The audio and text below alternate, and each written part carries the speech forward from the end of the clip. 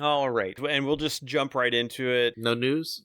No news. The only real news since the last time we recorded is they came out with points for Eldari, and by the time this comes out, that'll be like a week and a half old. Fair. So I can't rant about my Wraith Knight getting increased cost again and being worse than a Knight, Imperial Knight, or Chaos Knight. I mean, you can, but it'll be wildly off topic, and we're on a timeline. I know.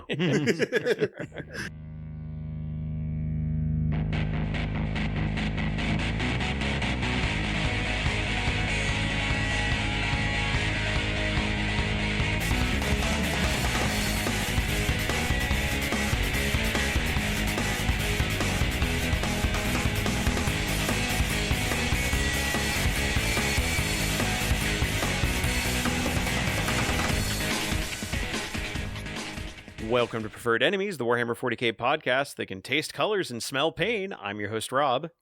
Kevin. Dennis?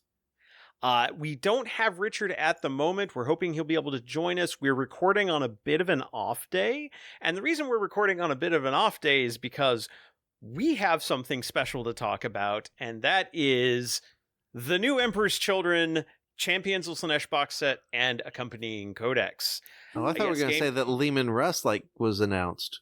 No, unfortunately for you, not. It is a new Primarch though. So true. We have a new set of Primarch rules to talk about. This is true, but yes, Games Workshop was kind enough to send us a copy of the Champions of Slaanesh box in exchange for a fair and honest review. And that box contains 33 miniatures because you get the sprues to make 10 Tormentors and 10 Infractors. And if that doesn't seem to make much sense, we'll get into what those are. But basically 10 shooty or 10 stabby Marines, or 20 shooty or 20 stabby, however you want to break it out. But it's all the same sprues that make them. 12 Noise Marines, and the Lord Exultant, which is their variation on the Chaos Lord. So if you got 2 boxes, you could have 66, because that's the magic numbers, right? Well, yes. You would end up with too many Noise Marines because they aren't battle line. Spoilers, they're not battle line, and you're capped at 6 per unit, so you'd end up with 24 Noise Marines. But it would give you options on how you equipped them, so maybe those spare bodies could be useful, like that, one extra squad. How about just one box? 33 is 3 plus 3 equals 6. There's your magic number. There you go. That work? There okay. you go. We'll get through the gematria some way. Yeah.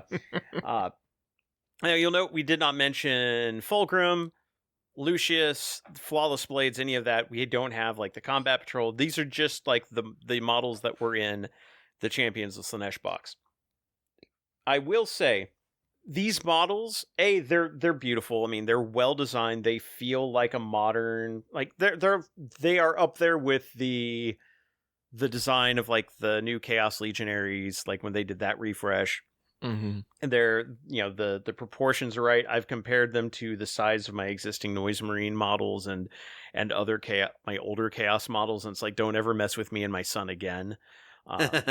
They're just, I mean, they're not gigantic, but they're definitely larger, chunkier, better proportioned. The Lord Exultant goes together pretty well. You've got several different options for him. There's the Phoenix Spear, Power Fist, the Whip, Plasma Pistol, a couple of different heads, couple of different backpack sigils you can use. So there's a good number of different options that you can make with that Lord and equip them. So that's where we talk about, you talk about buying 2 boxes. I wouldn't recommend buying 2 boxes necessarily because you don't need 2 codexes. Very true. But I mean, if you wanted to sell off one of the codexes on eBay, I could actually see buying 2 of these because you could have 2 different Lord Exultants and either attach them to different units, equip them differently, have a different setup for like, hey, for this list, I want to run the Phoenix Spear. For this one, I want to use the Power Fist, that kind of thing, or Power Sword, or however you want to build it. So I think like it's not necessarily a bad idea. When we get to the Noise Marines, because I was like I built the Lord Exultant first, then I built the Noise Marines. I love the Noise Marine kit. The Noise Marine kit is like, on one hand, it's 6 bodies. And there are 6 like torso and legs, and the torso and legs are basically one pairing. Now, in recent years, I would say, oh, this means we've basically got a bunch of monoposers, except that you don't, because I said there's like torso and legs are together, and that's true. But then you have the noise, like the sonic blasters themselves. The sonic blasters are not tied to a particular body. So you can put any of the sonic blasters and arms on any of the bodies. The sonic blasters themselves have different, like if you've seen the pictures of the new design, they're like the sonic blasters and they've got these like kind of gargoyle face front ends. So they're not exactly barrels, but where the speaker is mounted. Those can be swapped between any of the sonic blaster bodies. Oh, nice. So you've got 6 sonic blasters, you've got 6 sonic blaster heads, you've got 6 bodies, so we're already up to like 700 some combination, or like 100 some, or like 180 or 200. Like you've got a lot of combinations. Math is not my strong suit, but I did do the math when you take all the possible part combinations. Because now, on top of that, you've got heads, you've got multiple heads. They're not tied to particular bodies. It's not like in the past, in recent sets, where it's like, oh, well, this head, it has like a socket that only slots into this body, so it sits pointing in this position. No, the heads are just the classic round socket on the bottom, so you can mix and match any of the heads, point them any direction you want.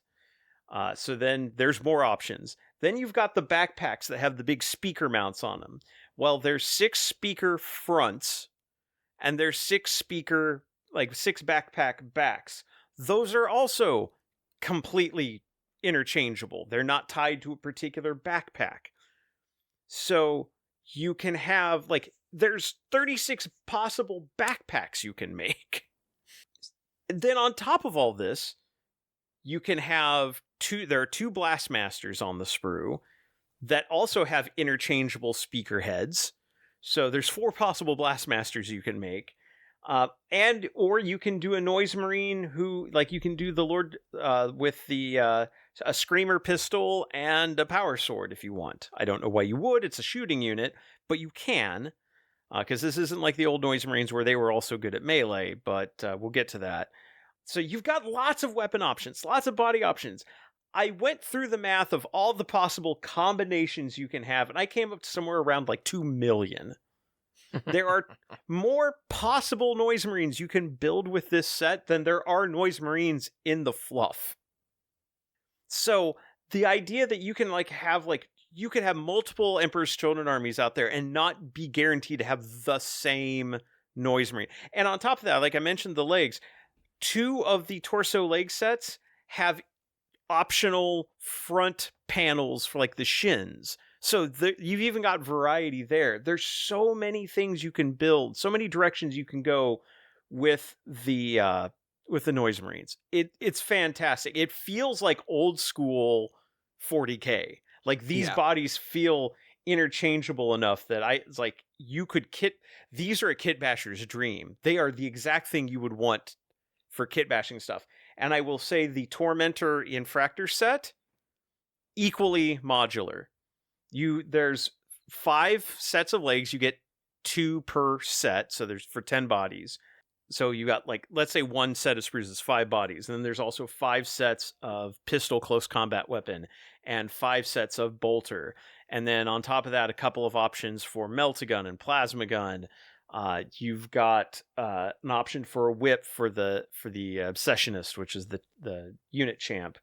Multiple backpacks that are all interchangeable. There's 1 backpack that has an icon on it. You can choose one of 2 icons. If you don't want the icon, the Obsessionist has a special backpack with like backpack section that slots in that gives it a little like drug dispenser on top. Multiple heads. Lots of different options. Helmeted, bare, different kinds of helmeted. The heads, again, standard round socket, so you could use them on any kind of marine body.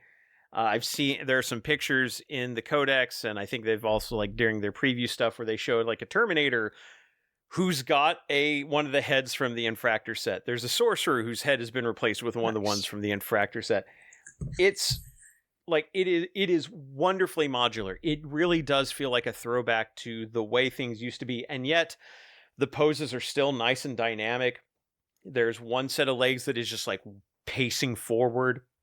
There's a set that's definitely running, and like with the running one, like I use one set of running for the infractors, and it's like a guy running, and I've got a like pistol out and sword out, and it's very, it looks like he's getting ready to run up and swing on somebody. Meanwhile, for the tormentors, I put the plasma gun on that with that set of running legs, and the way the plasma gun is angled, and because I can position the head any way I want, it looks like the guy's running by and taking a snapshot as he's running past, which seems like a very Emperor's Children fast moving thing to do. It's a wonderful set of kits. I'm really, really impressed with the models, and if the flawless blades are even remotely close to as good, I think we'll be very satisfied with them. This is a great model set.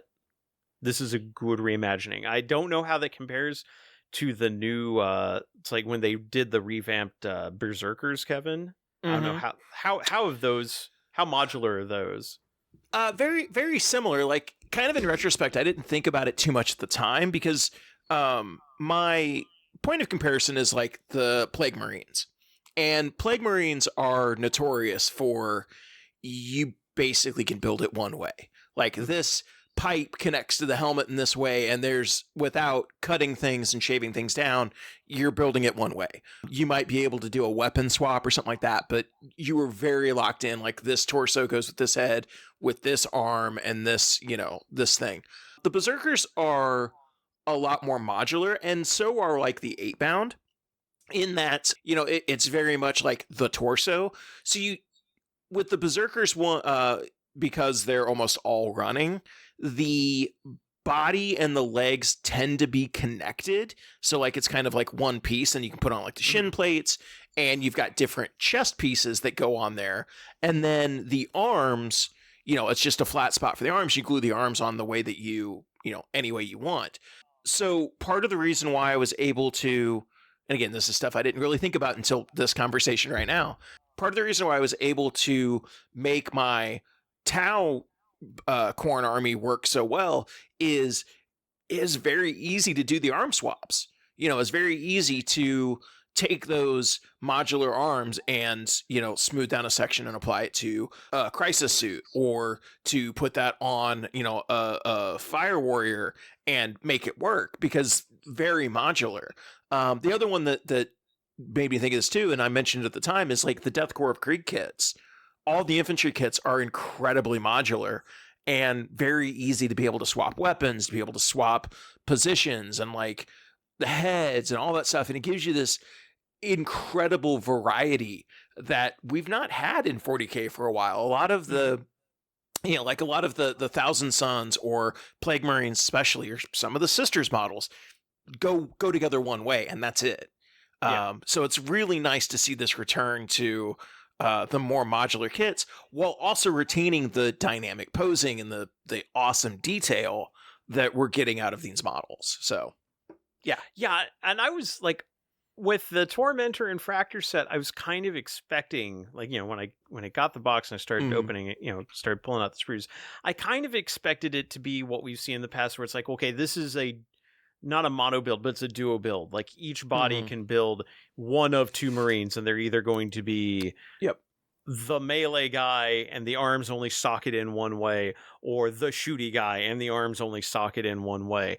And no, that's not it. Yeah, this, and we've seen a lot of like mono duo build models, especially with the Kill Team boxes. We've seen a lot of like the maybe duo, maybe triple build if you're lucky.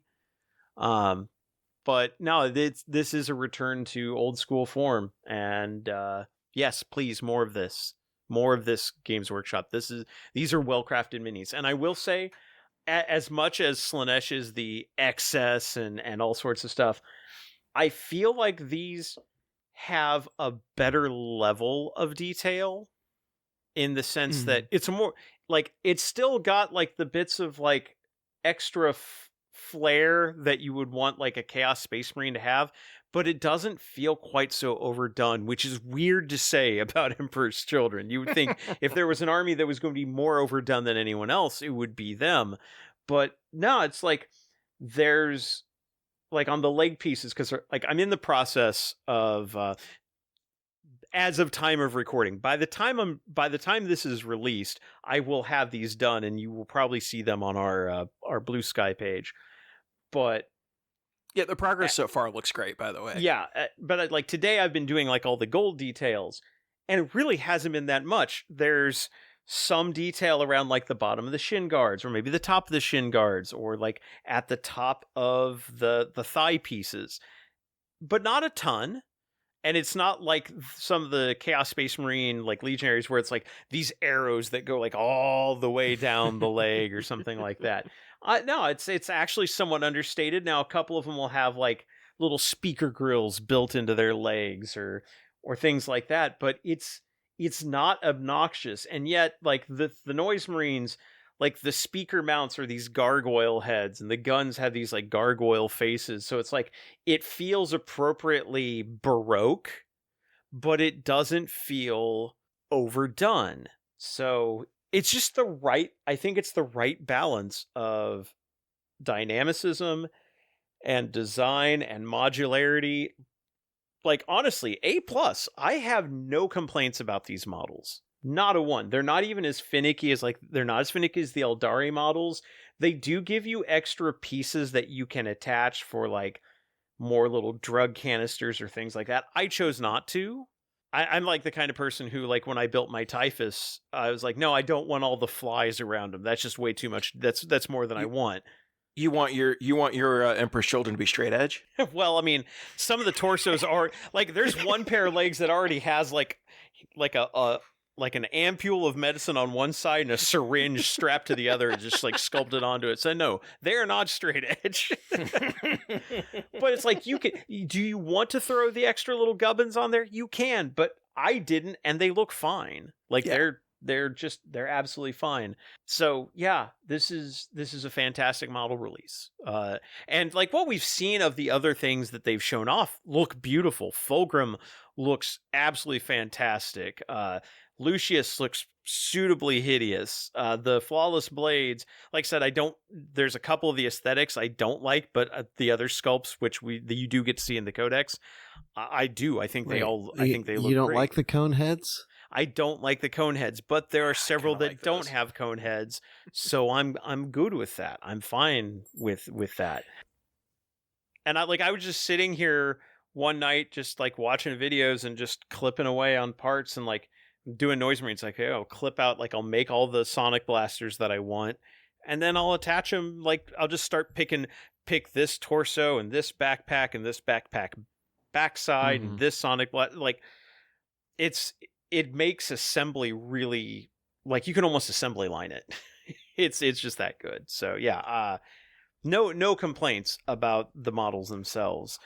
So let's get into the book now, because like I said, it's a brand new codex. This is not a faction that has been upgraded. We cannot talk about, well, this is what was in the index. The closest thing would be, well, there's the Emperor's Children index. Yeah, it sucks. Moving on. It's an add-on for the Chaos Space Marine Army. This is not an add-on for the Chaos Space Marine Army. This is like World Eaters and Death Guard and Thousand Suns, in that it is its own thing with its own set of units and its own selections.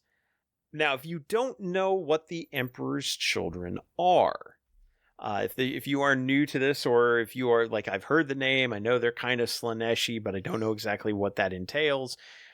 The Emperor's Children are a legion that goes all the way back to the Horus Heresy, and they were the gene children of the Primarch Fulgrim. And their focus was on perfection, and one of the reasons they were focused on being perfect was because before their gene sire had been rediscovered, they actually had a slight mishap in reproduction. There basically something happened, and the majority of the Emperor's Children Space Marines basically died. Like something went wrong at a genetic level and they died. And so there was like I think less than 1,000 left, which seems like a Space Marine chapter now, but back in the days of Legion, that made you tiny. Like there was that was barely enough to do like a small crusade fleet. So what they had to do was they had to focus on being perfect. They didn't have the numbers to afford to mess up. So while they're waiting to try to replenish their numbers, they find their Primarch Fulgrim, and Fulgrim is absolutely perfect, mentally, physically, aesthetically. He's smart. He's a connoisseur of the arts and strategy, of knowledge. He's just like the epitome of what you would want the ultimate Space Marine to be. And therein lies the seeds of their downfall. Because an obsession with perfection will get you Slaanesh's notice real quickly. And during one of their crusades, and there's a little bit of detail of that in here, in the codex. Also, the book Fulgrim from the Horus Heresy series is a really good read, a disturbing read to be sure, but it's a really good read that kind of covers the details of the fall of the chapter, or of the Legion. And during one of their crusading moments, they find this temple of this serpentine Xenos race called the Lair, Laer, that is full of intense colors and scents and sensations. And in this temple, there's a sword. And Fulgrim decides to take the sword. This is a bad idea, and many people will die because of this mistake.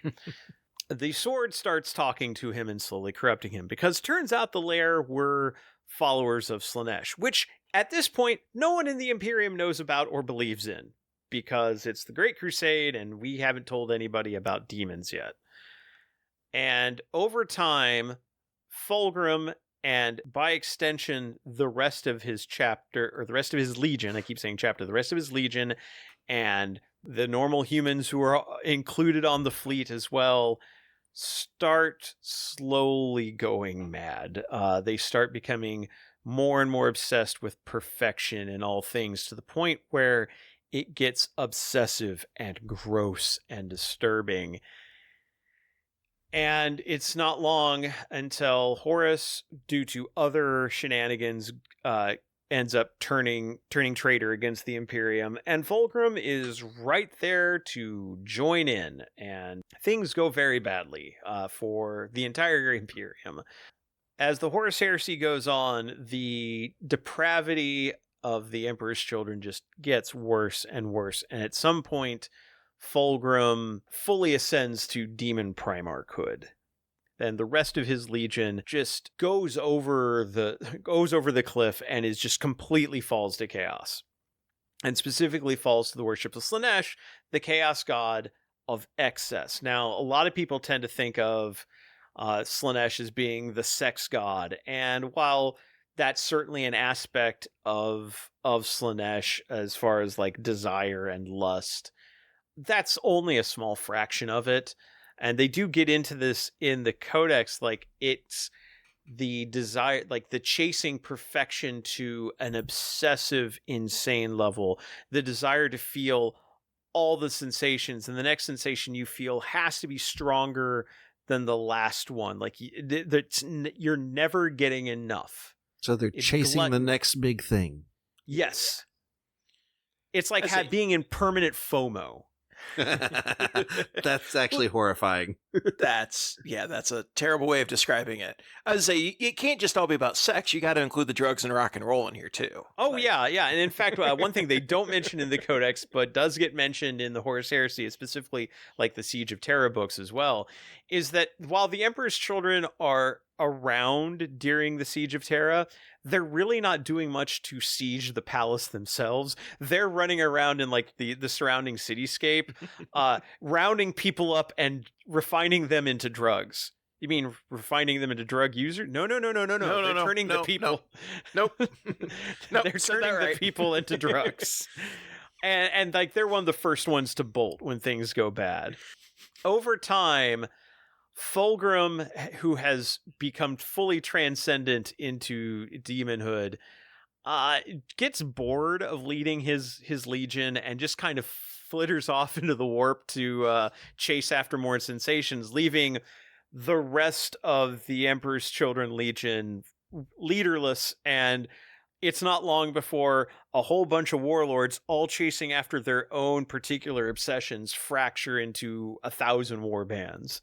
And they mentioned like some of the war bands may only be like a dozen people, and some of them may have hundreds.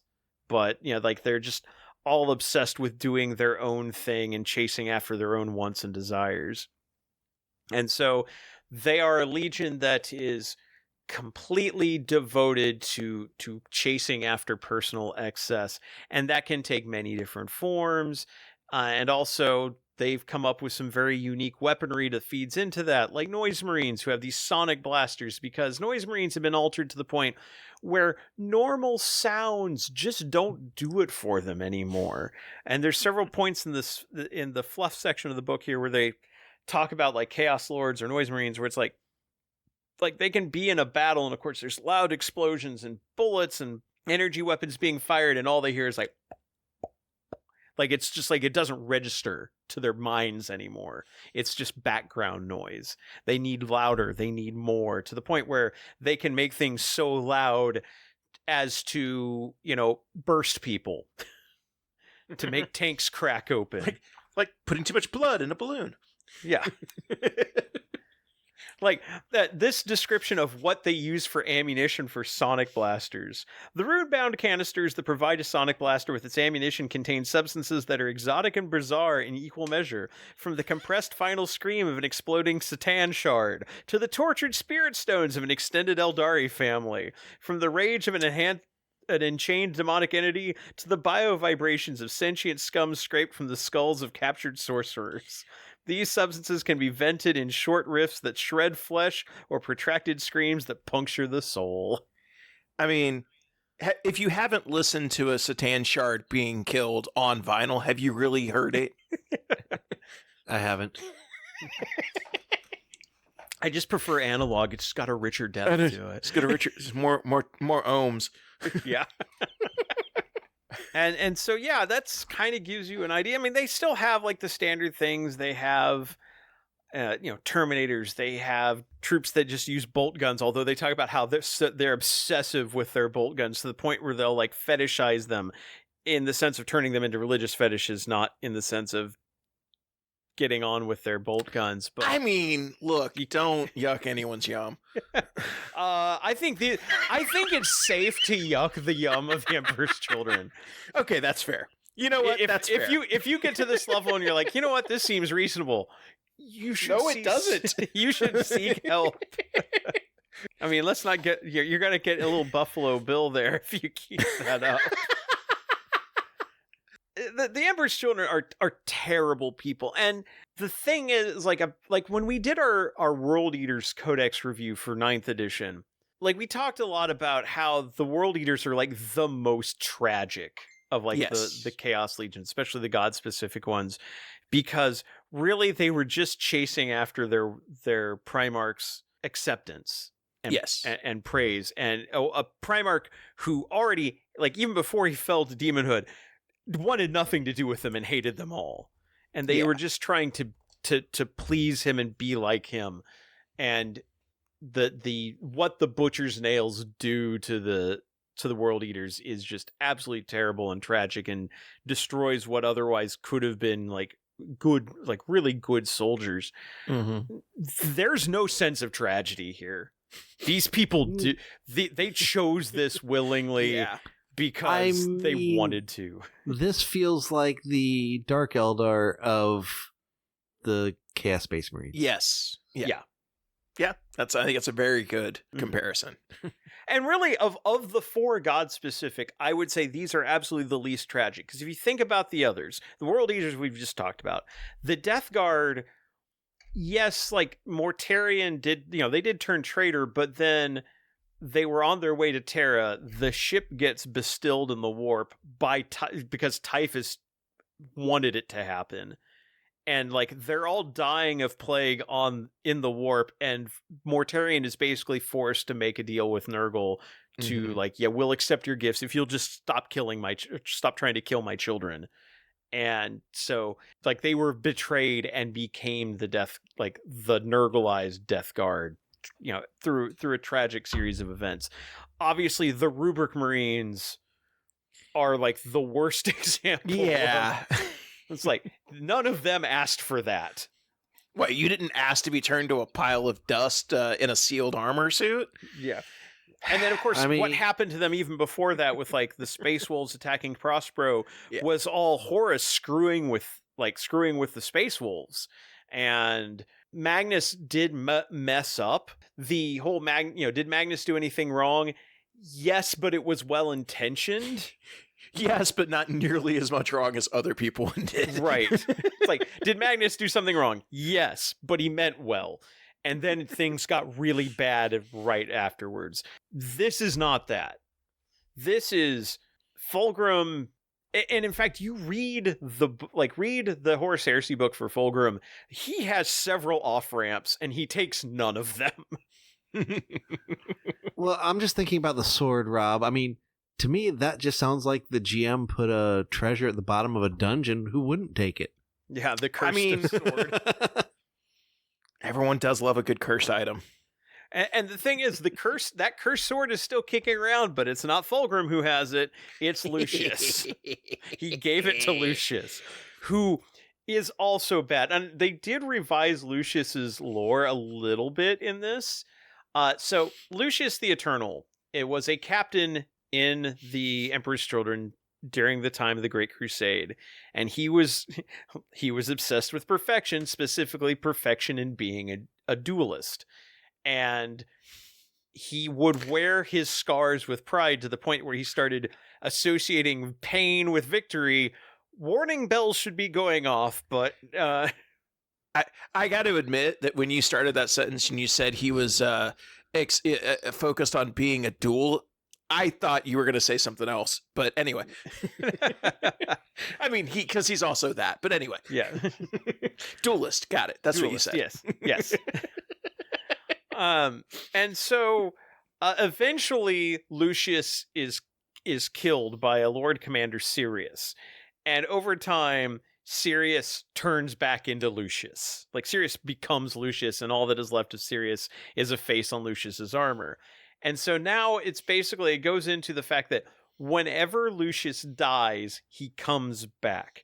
Now, in the past, the fluff has specifically been, if you take any joy in killing Lucius, you become Lucius, which then the question is like, well, what if Lucius is killed by like a Necron warrior who doesn't have a soul left anymore and has no sense of individuality and can't take pride in things? So they address that, and I quote, "Whatever Gaius has been led on Lucius, it seems clear to the other Emperor's Children that it is the work of Slaanesh. They believe the Dark Prince is loath to let such an entertaining champion meet his end in anything less than a divinely extravagant manner, if at all. In the millennia since that first horrific resurrection, Lucius has returned from death each time. How, when, and where it happens never seems to occur the same way twice. He has emerged from within the flesh of a six-armed alien mercenary aboard a void ship light years away from the place of his death. He has pushed his way out of a gory pit of putrefying servitor offcuts on a forge world. He once surfaced from the living metal of a cryptex centuries after his death at the hands of the Necron's mindless automata. It is said by other Emperor's Children, carefully out of Lucius's earshot, that whosoever kills him and takes even a moment's satisfaction from the act will find themselves slowly transforming into him.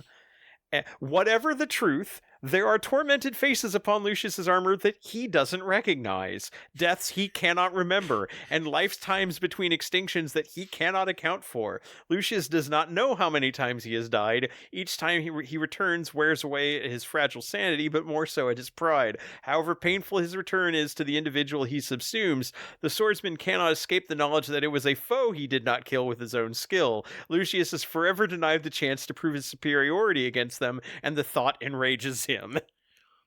So, getting back to your point earlier, this doesn't make him any more tragic, but it does make it way funnier. Yeah.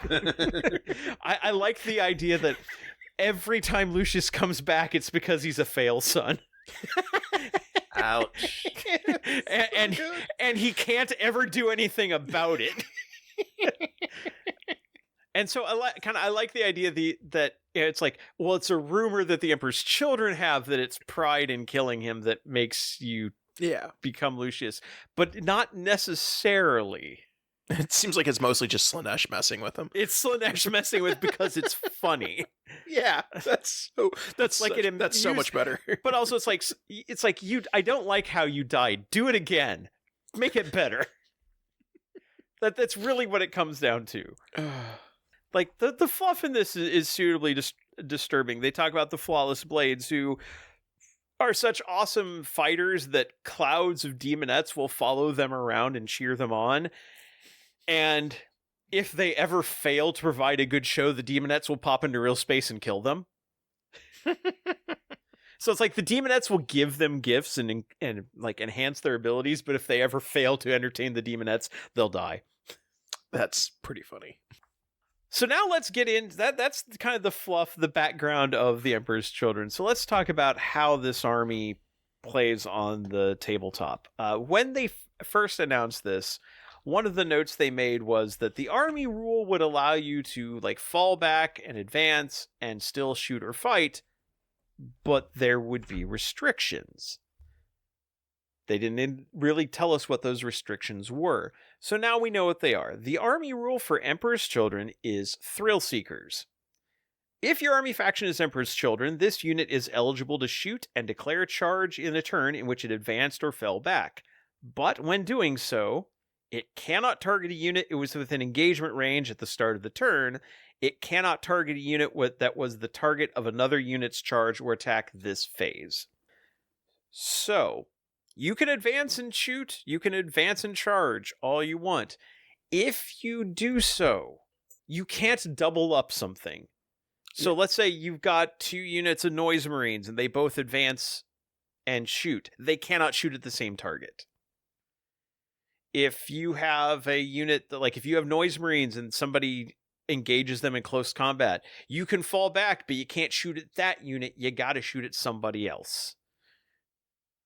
You can't fall back and charge the same unit again. Things like that. If you advance and charge, you can't charge a unit that somebody else, that another one of your units charged. You have to constantly be going after different targets.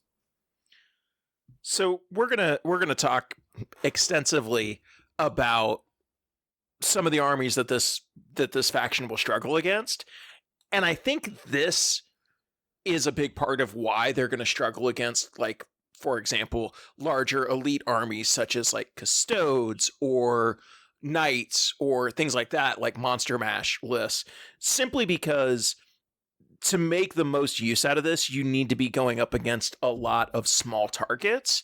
Like, I think this army would like just wreck a like infantry based army with a lot of targets and be able to like bounce around and play in a really fun and interesting way.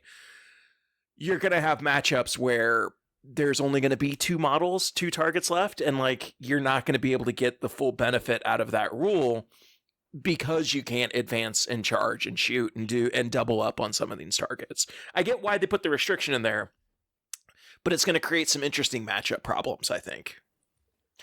Yeah. And now one thing to note is, as far as like can't target a unit that was target of a charge or attack this phase, that does still mean you can have 2 units advance, have one of them shoot at the target, then have another unit charge that target, because that's in different phases. You're fine there. So you can play it. You got to play it smart, but you can do it. It's going to require a lot of finesse, and I think good generals are going to be able to get a lot out of this. There's going to be some times where you don't think about things in the right order, and you blocks yourself out of some charges or shots just because you did things in the wrong order or the wrong target priority. So even before we get to the unit listing, I will say that I think, if nothing else, just based on the army rule, but I think especially once we get into the unit choices, this army has a high floor. Like this Yes. is not a just casual, anybody can pick this up and do equally well. This army, as you said, Yes. it takes finesse. And I think newer players could struggle with this army and really like maximizing the use of that army rule. And you're going to have players that get this wrong, that unintentionally break their army rule by like just especially like doubling up, like the not being able to fall back and attack the same thing that you were in engagement range. That won't be that hard. It's going to be remembering that you can't double up attacks for like Yes. like even if it's just like, okay, well this unit of noise marines or tormentors was tied up, I'm gonna have them back out. Well, I can't shoot the thing in front of me, and like I could shoot that over there, but no, the other unit that I have that advanced is going to shoot that. Well, now I can't shoot that either. You're going to either close yourself off of options, or you're going to make play mistakes that could get you in trouble if you're not careful. So, a deceptively easy army rule. This army rule seems easy, but it has the potential to really screw you up if you play it wrong. Normally, this would be the point where I'd jump in and start talking about the detachments, and we would talk about how the detachments compared to the detachments in the index. We don't have that. We don't have an index, really. So we're going to get into the units now. Although, Rob, I will toss this out. I'm scrolling through all the units really quick. You don't have to worry about the charging and shooting. I see 0 assault on their ranged weapons. Oh, wait, no, the Keeper of Secrets has it. They don't need assault because the army rule gives them the ability to shoot. That's what it was. Yeah, never mind. Yeah, they don't. That's why they don't need assault is because they just basically the army gives rule them the just gives it equivalent to of them. assault. Right. It gives them lesser assault because it does have restrictions. Mm-hmm. Although you do you brought up something that I hadn't covered yet. There are demons in this book. However, let me be very clear right now. This is not a Slaanesh Demonkin book. This is not a replacement for the Chaos Demons Codex. There's been a lot of guessing, a lot of speculation on whether or not, Chaos, we're doing the four God codexes, and they said that demons were going to be in this book. Does that mean Chaos Demons we're getting the Age of Sigmar treatment where Chaos Demons are just all in their God-specific books? No. Yeah. There are demons in here. It is not all of the Slaanesh demons. It's most of them, but not all of them. It really feels like Ynnari in the Eldar book. Because it's a subset of another faction put into this book to be used by this book. I was going to say that this book replaces the Demon Codex in the same way that Imperial Agents replaces the Sisters of the Grey Knights Codex. Pretty much. It doesn't. And the thing to also keep in mind is the demons in here do not replace the ones in Chaos Demons. They are separate data sheets with a separate faction keyword. Just like Imperial Agents. Yes. Separate faction keyword, slightly different data sheets, which is my least favorite way of designing this game. Wait. So can I do the other spoiler one ahead of time? Oh, go ahead. Okay. Does this mean because they have different factions, I could take 2 Shalaxi Hellbanes? No, she's still an epic hero. She still has epic hero, so you still have that restriction. But are they the same epic hero?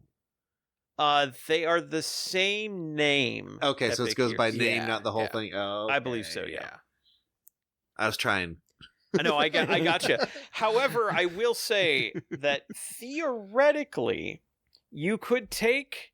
Because we'll get, when we get to the detachments, we'll see how this all plays out.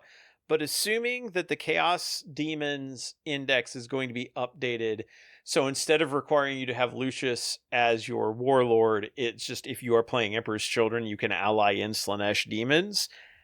Theoretically, you could have like 1,500 points of demons in your Emperor's Children army. Maybe, possibly. Sounds good to me. Which may not be a bad way to go. Spoilers. Yeah. All right. So before we spoil anything else, so we're going to get right into it with units. So let's start off with Big Daddy Fulgrim. Fulgrim, his stat line is very comparable to the other demon Primarchs. Yeah. Like, I think super the one I've been fast. so very Super fast. super fast. In fact, I've been kind of comparing him when we first started talking about this book. I compared him to Angron. He's 2 inches faster than Angron, moving 16 inches of movement, same toughness, T11, a 2-up, 4-up save, 16 wounds, 5-up leadership, 6 OC. Standard demon Primarch stat line. I maybe that's standard, but that wound seems low to me. I was hoping. No, it'd be that's like 20. exactly the same as the other Primarchs. The other demon Primarchs, at least. Booing all the Primix. Yeah. And much like Fulgrim, and again, like the reason I'm comparing him also to Fulgrim is he's primarily a melee. He does have a shooting attack at 12 inches, but otherwise he's mostly a melee beast. Yeah. I mean, I'll say this. Spoilers. If Fulgrim and Angron go in a fight, Angron is toast. Like, just straight up. Fulgrim will absolutely murk him. And I also like the fact that even it's 12 inches, that 6 shots at strength 8, AP -2 damage, that's a Marine killer shot thing. Then kill some Marines, go charge something else. Or kill some Marines, then finish off the person leading them. I mean, Yeah. Right. So, yeah, he's got a Malefic Lash with 12-inch range, 6 attacks, hits on 2s. All his attacks hit on 2s. Standard Primarch stuff. Strength 8, AP -2, 2 damage. Like you said, Dennis, Marine Killer. Sustained hits 1. So, something we were talking about before recording is in the Chaos Space Marine Index and in Packbound Zealots detachment in the Codex, Khorne and Slaanesh were kind of the melee options where Khorne got lethal hits and Slaanesh got sustained hits. So do you hit harder or do you hit more? And I think we still see that kind of carry over into this especially as we get into units. It's going to feel a lot like World Eaters, but slightly different. But yes, it's not going to feel like Death Guard or Thousand Suns. It's going to feel. And it's not going to feel like Chaos Space Marines. It's its own thing, but much more like World Eaters. When we get into melee, this is where, obviously, the bread and butter of how Fulgrim's going to fight. His Demonic Blades has 2 options, a strike with 6 attacks or a sweep with 12. Again, compared to Angron, who is 8 and 18. But, and Angron definitely hits harder at strength 16. Yeah. Whereas Fulgrim is hitting at strength 14, only 3 AP as opposed to 4 for Angron, and D6 plus 1 damage as opposed to D6 plus 2, but also sustained hits 1. So he's hitting. There's a chance for him to get more hits in. And then with the sweep, 12 attacks, strength 8, AP -2, 2 damage, more Marine killers. Fulgrim will wipe a squad of Marines that he runs into. Yeah. Absolutely just destroy them. And then on top of... Okay.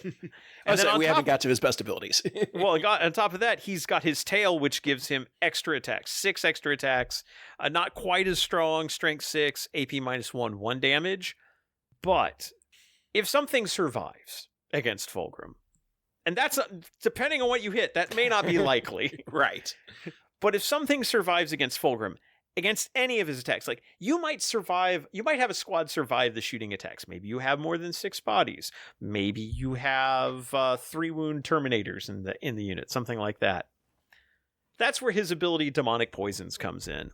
In your shooting or the fight phase, after the model has finished making its attack, select one enemy unit hit by 1 or more of those attacks. Not wounded, just hit, and he hits on 2s.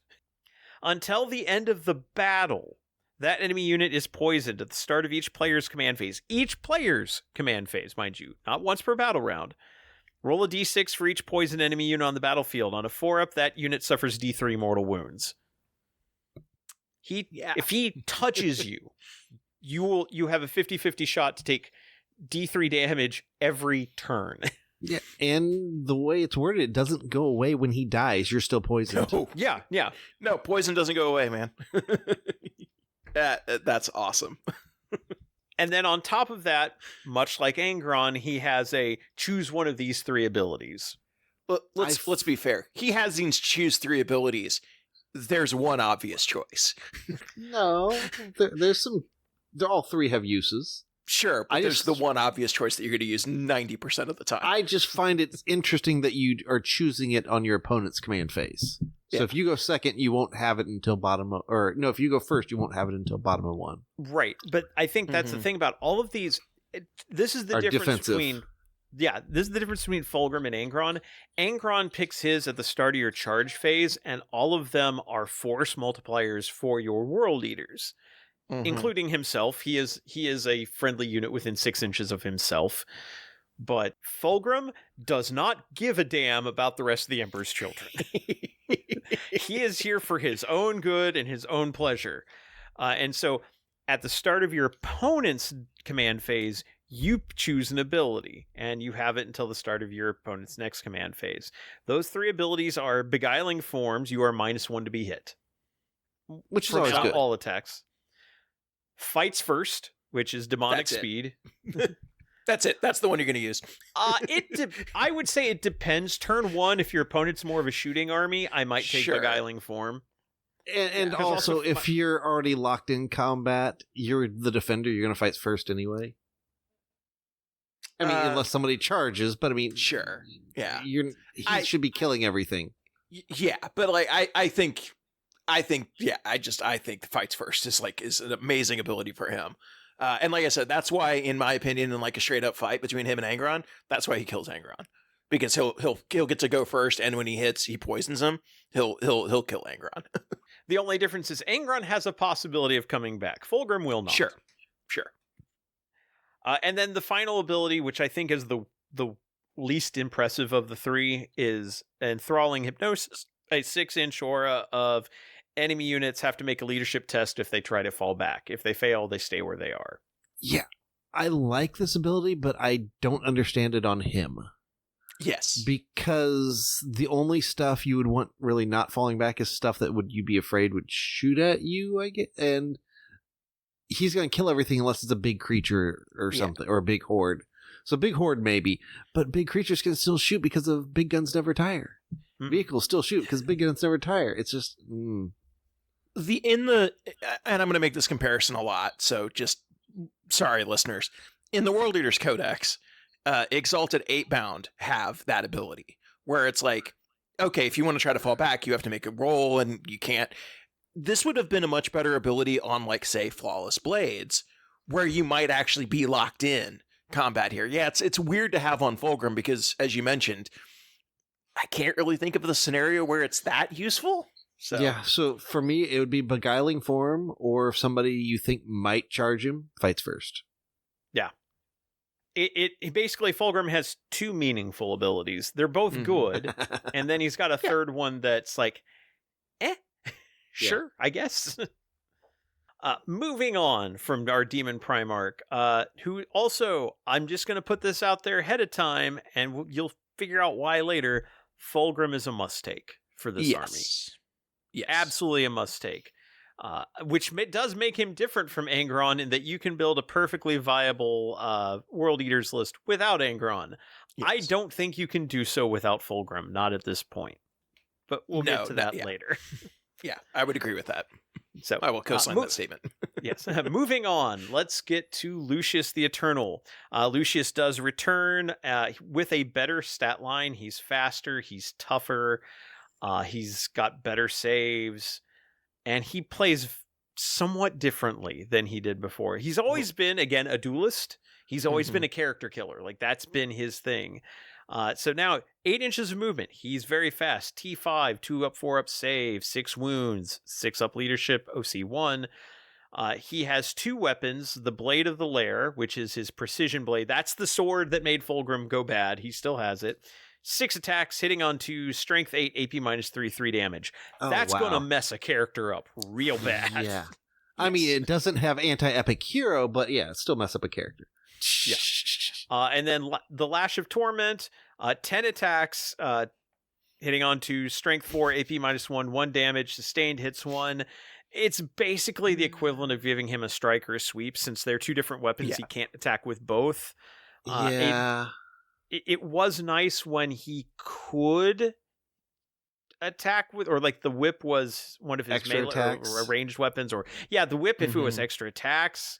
or did something else, it would seem to make more sense, but really you're going to be using the blade most of the time. For sure. He's got 5-up Feel No Pain and Lone Op and Leader. He's one of the few leaders who also has Lone Op. I don't know why you would ever put him in a unit. He doesn't add especially- anything to a unit as a leader. He adds nothing, and in fact, it takes away from him. At the start of the fight phase, if he is not leading a unit, he has fights first. This will be the first of a reoccurring theme with this book of, why did you do that? Yeah. Why did you choose to do it that way? The only reason I could see is if he leads Flawless Blades, so the Flawless Blades would be extra wounds for him. Yeah, and he's the only character that can join Flawless Blades. Oh gosh. Yeah. It's why did you design it this way? I'm like, I get what you're going for, and I think it's cool to give him Lone Op, and I think it's even cool to give him a leader ability, but like. He doesn't anti-leader ability. Gain anything by being a leader, and he doesn't do anything to the unit. Yeah, I mean, if he actually did something for a unit to make you decide, then I would like it more. Yeah, absolutely. It's like, as it stands, I'm with you, Kev. That he's a Lone Op, character killer, and with Lone Op. With the 4-up invuln, with, what was it, 5-up Feel No Pain, 8-inch movement, he is going to have zero problem getting where you need him to go by himself. That 8-inch movement's nice. And remember, he can advance and charge. Can advance and charge. Oh, gosh, He's solid by himself. He's much better by himself. And I would even be willing to give up fights first as a leader ability if he did something else to the unit he's leading, but you don't get any benefit. So it's very weird. I'm going to throw something out that would, this would probably be a bit on the broken side, but if he gave the unit he joined Devastating Wounds, you'd see why. Oh, yes. Oh, my gosh. I would love that. If he did that, that would be, that'd be one of the scariest units in the game. Yeah. Broken. He would probably be broken. Yeah. So I get why they didn't do that. It's a bad idea if they do that. But yeah, and then on top of all this, or if he even gave them lethal or something I don't know. No, not lethal, because you're right. Yeah, unfortunately, Devastating is the only thing that keys off of wounds. Right, and we'll get to that when we get to the Flawless Blades and why that matters. On top of that, he does have the ability, each time this model makes an attack that targets a character, monster, or walker unit, you can reroll the hit roll and you can reroll the wound roll. That's cool. I would never put him against walkers, because the only walker he's got a really good shot against is like a Sentinel, something that's like T6. Yeah. I would not put him in even against like a Redemptor Dread or something like that. He reminds me of the Master of Executions. Especially like the World Eaters one where he's an actual character and like an HQ and stuff like that. Because he has a lot of like really good solo abilities to go snipe out characters. I don't know why you would put him in a unit. I think he's much better on his own. Now, one thing I was looking through the core rules to try to confirm, and I want to talk this through with you guys to see if I'm reading this right. So it's when he makes an attack that targets a character, monster, or walker unit. When a character as a leader joins the unit and becomes an they become an attached unit. They get all the keywords. Correct. Does the unit he joins here? What does the unit that character joins gain the character keyword for the unit? Yes, I don't think so. I think it does. That's the confusion, because if it doesn't, then his ability doesn't work for precision. And because you're not targeting the character unit, you're targeting the whole unit. It's just precision means you allocate wounds to the character. I believe, and it's the same thing with the Psychers, because if you put like a Farseer into a they all get the unit, Psycher keyword. It's a Psycher unit. It's affected by things that are anti-Psycher.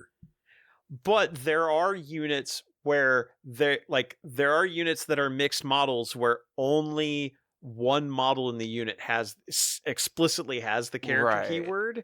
In those cases, you won't get the reroll. because it's not the character unit. The unit doesn't have the character keyword. It's very confusing. No, I think the whole unit has the keyword because that character is part of that unit, even on the mixed models.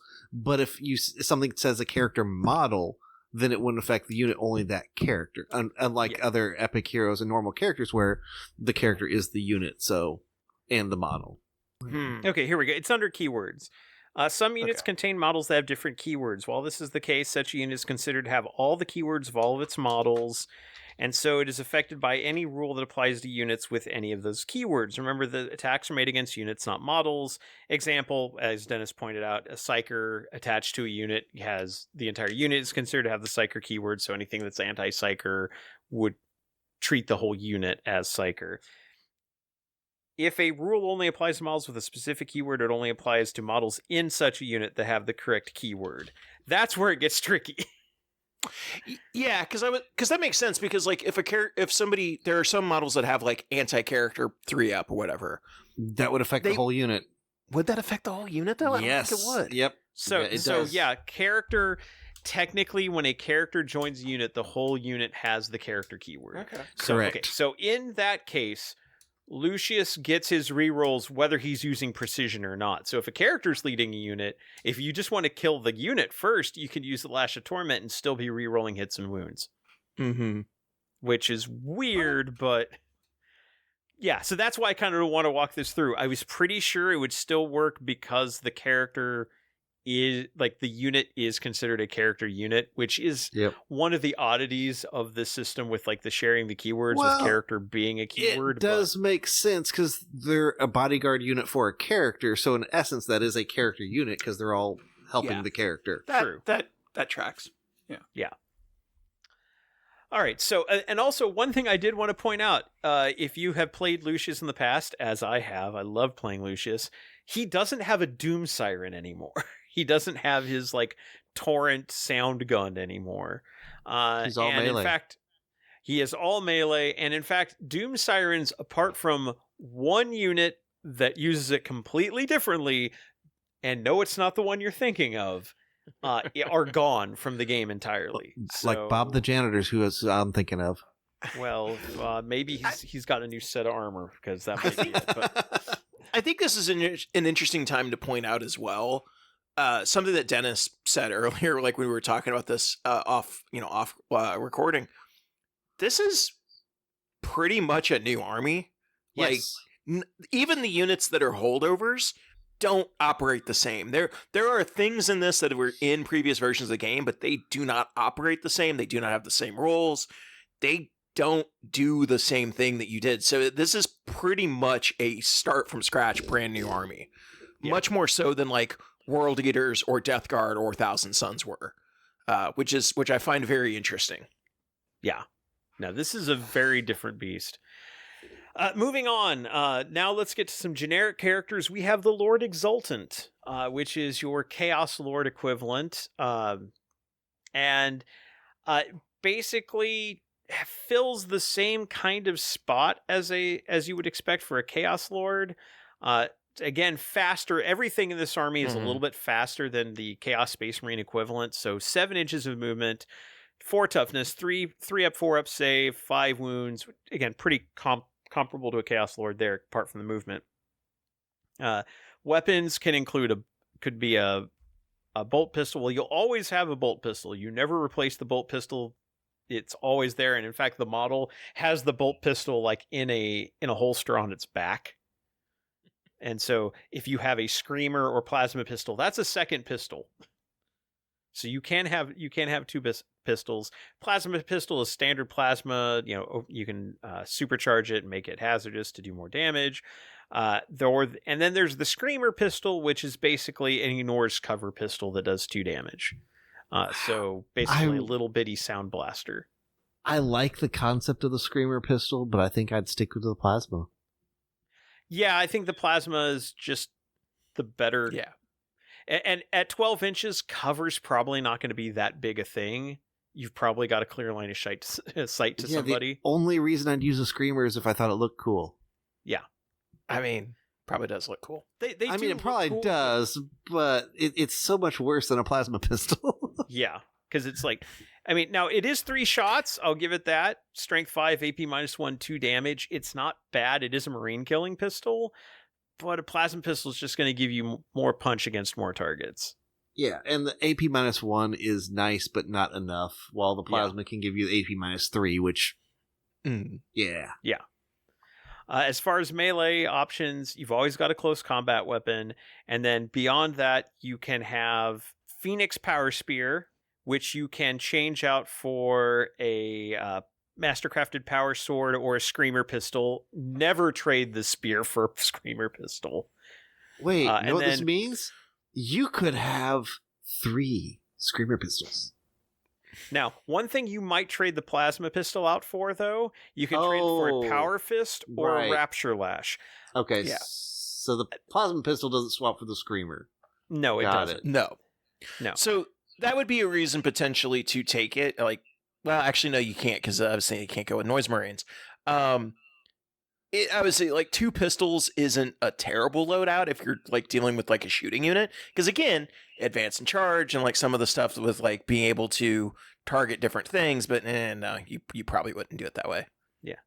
Because Now the thing is, okay, so you can have the spear, never take the spear or never take the power sword over the spear. The power sword does give you precision, but I don't think you'll really need that necessarily. The spear, on the other hand, is strength 7, AP -2, 2 damage, 5 attacks, hitting on 2s with lance. Yeah. And this is an army where you want to be charging all the time. Mm-hmm. If you trade that out for the power fist, it's identical except it's strength 8 and not lance. So, man, remember, you can't use both at the same time. You're either using the lance or you're using the fist. I keep the spear. Yeah, because +1 to wound is always better than +1 strength. Spear and power fist. Or, I mean, spear and plasma pistol. I think No, I'm not running. Yeah. I'm not running Mind Yeah. Spear and Power Pistol because the other option that can replace the Plasma Pistol is the Rapture Lash, and that has extra attacks. Oh, it's not a... Yes. Okay. So I think that's the 2 loadouts: is plasma pistol and spear, or rapture lash and spear, depending on whether you're going in the melee or the shooting unit. And I think they're both good options. And one of the reasons I'm also not worried about precision is the units he can be attached to, which are Tormentors and Infractors. You'll learn why in a bit when we get there. His only abilities, now, unlike most like your Chaos Lord or Captain type abilities, he has nothing that manipulates stratagems or CP. Absolutely nothing. He gives the unit he's attached to lethal hits. Okay, that's Which cool. is awesome. That's a good standard ability to give. And then he has Euphoric Strikes. Once per battle at the start of the fight phase, you can use this ability. If you do, add 3 to your attacks of all the weapons that you're equipped with and improve their AP by 1. Once per turn, you murder everything around you. Once per battle. battle.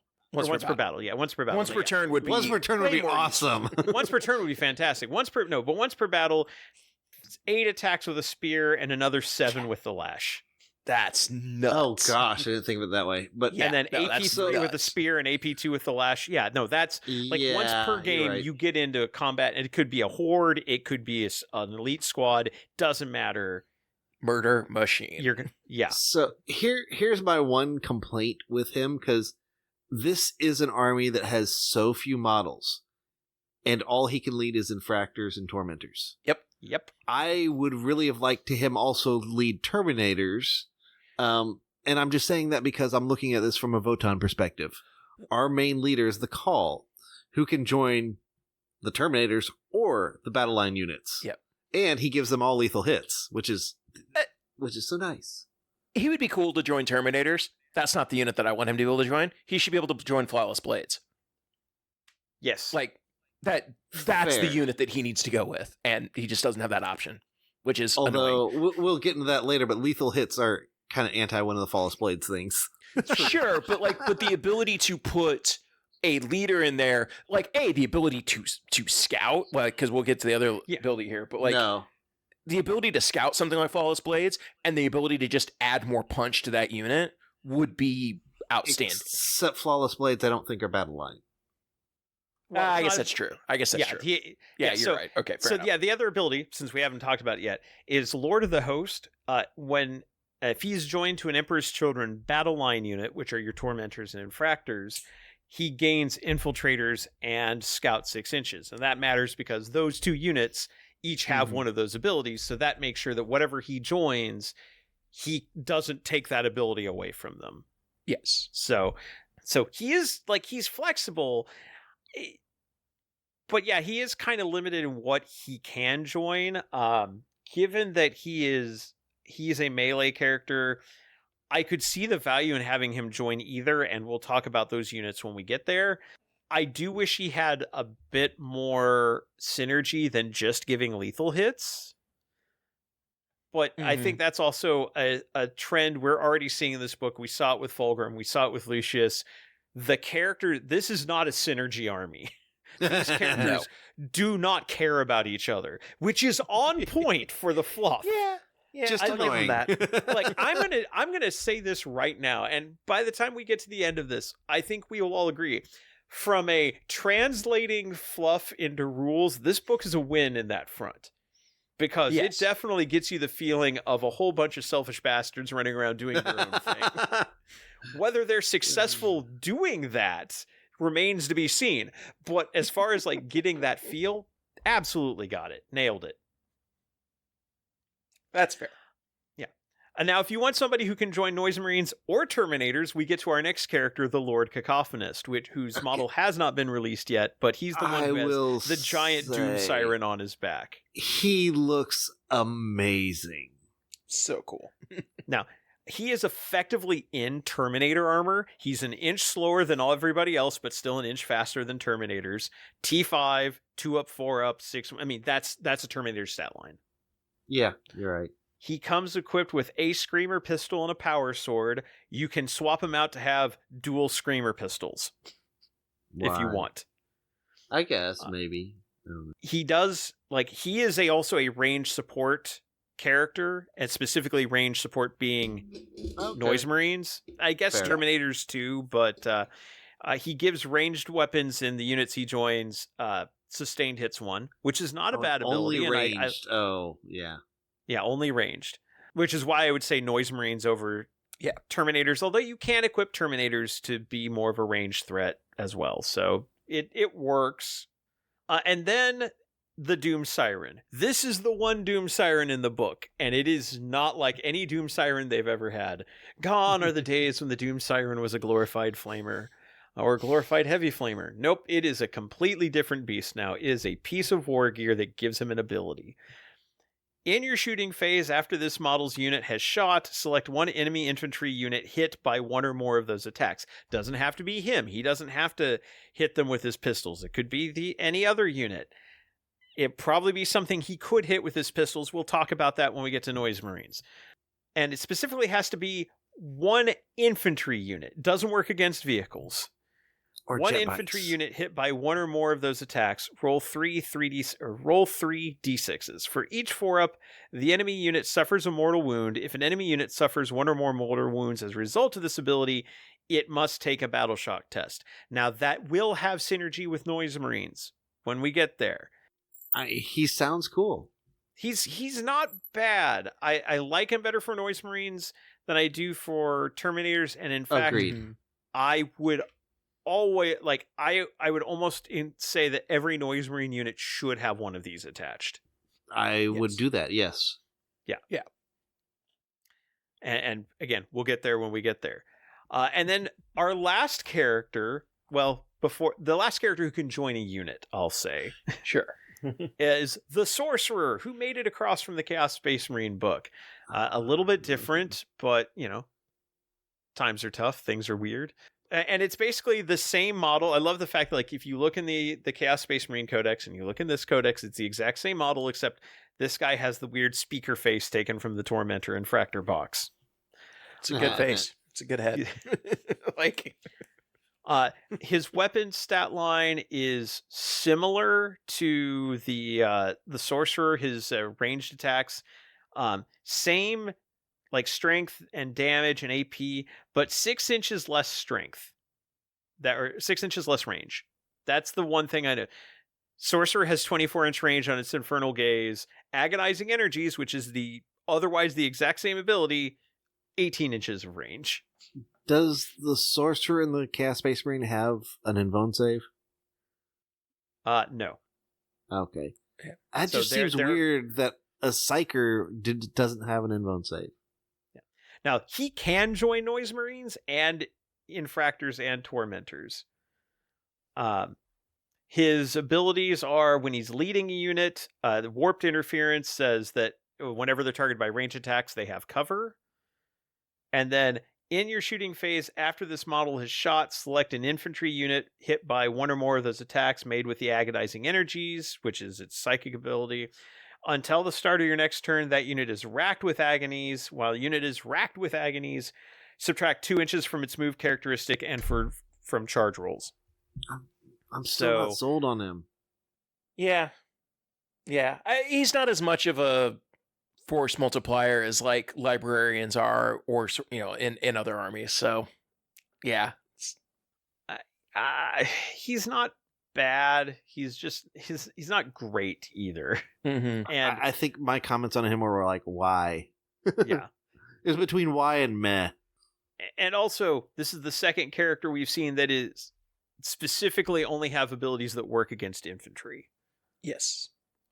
So if somebody rocks up with bikes or vehicles, or- Windrider Host, go! yeah, Windrider Host does not care about this guy's ability. It's like, you cannot rack them with agonies. They will not care. And now you'd be wondering, okay, well, what about my Sorcerer and Terminator armor? Nope, not one of those Nope. in here.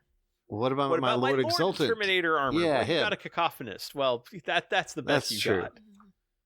But I want a Phoenix Lord Terminator I mean- armor, dude. They got a character in Terminator armor, so there's that. Okay, we got one. I guess I'll accept that. Look, I had to get it in at least once. Yeah. Next up, we've got our Demon Princes, both with and without wings.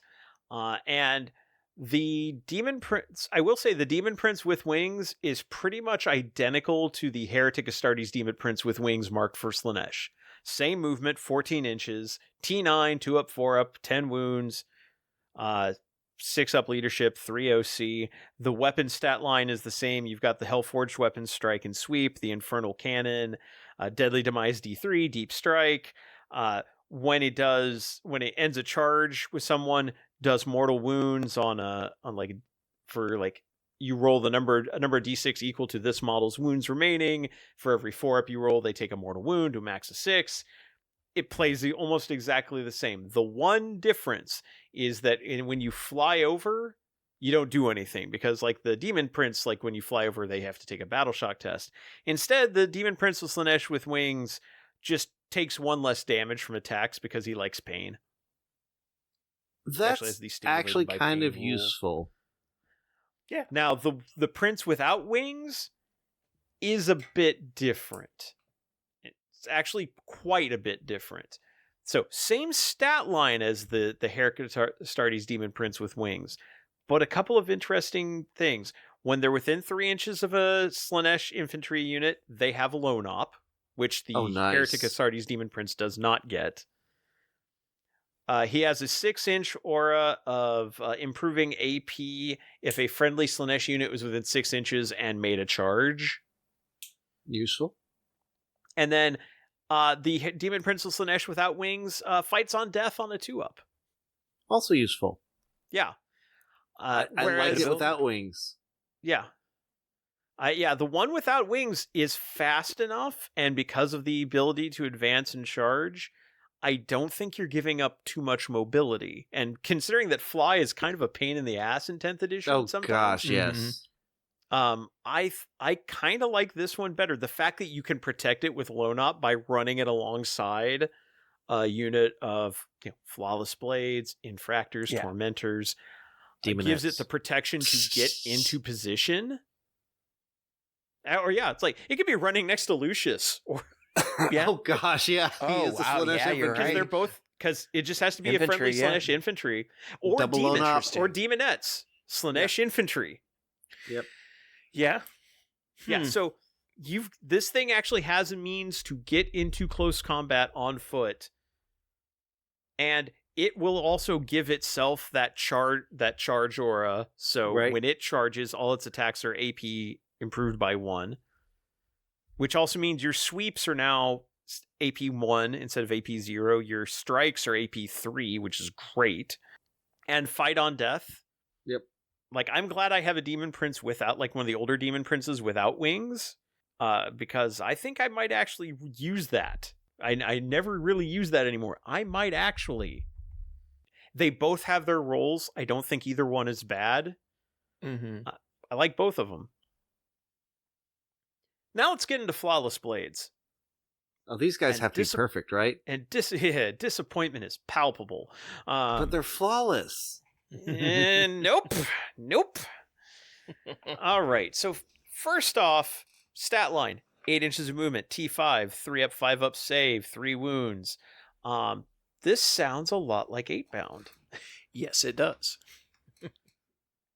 And it seems to fill a similar niche. Wait. 8-bound have bolt pistols, don't they, Kevin?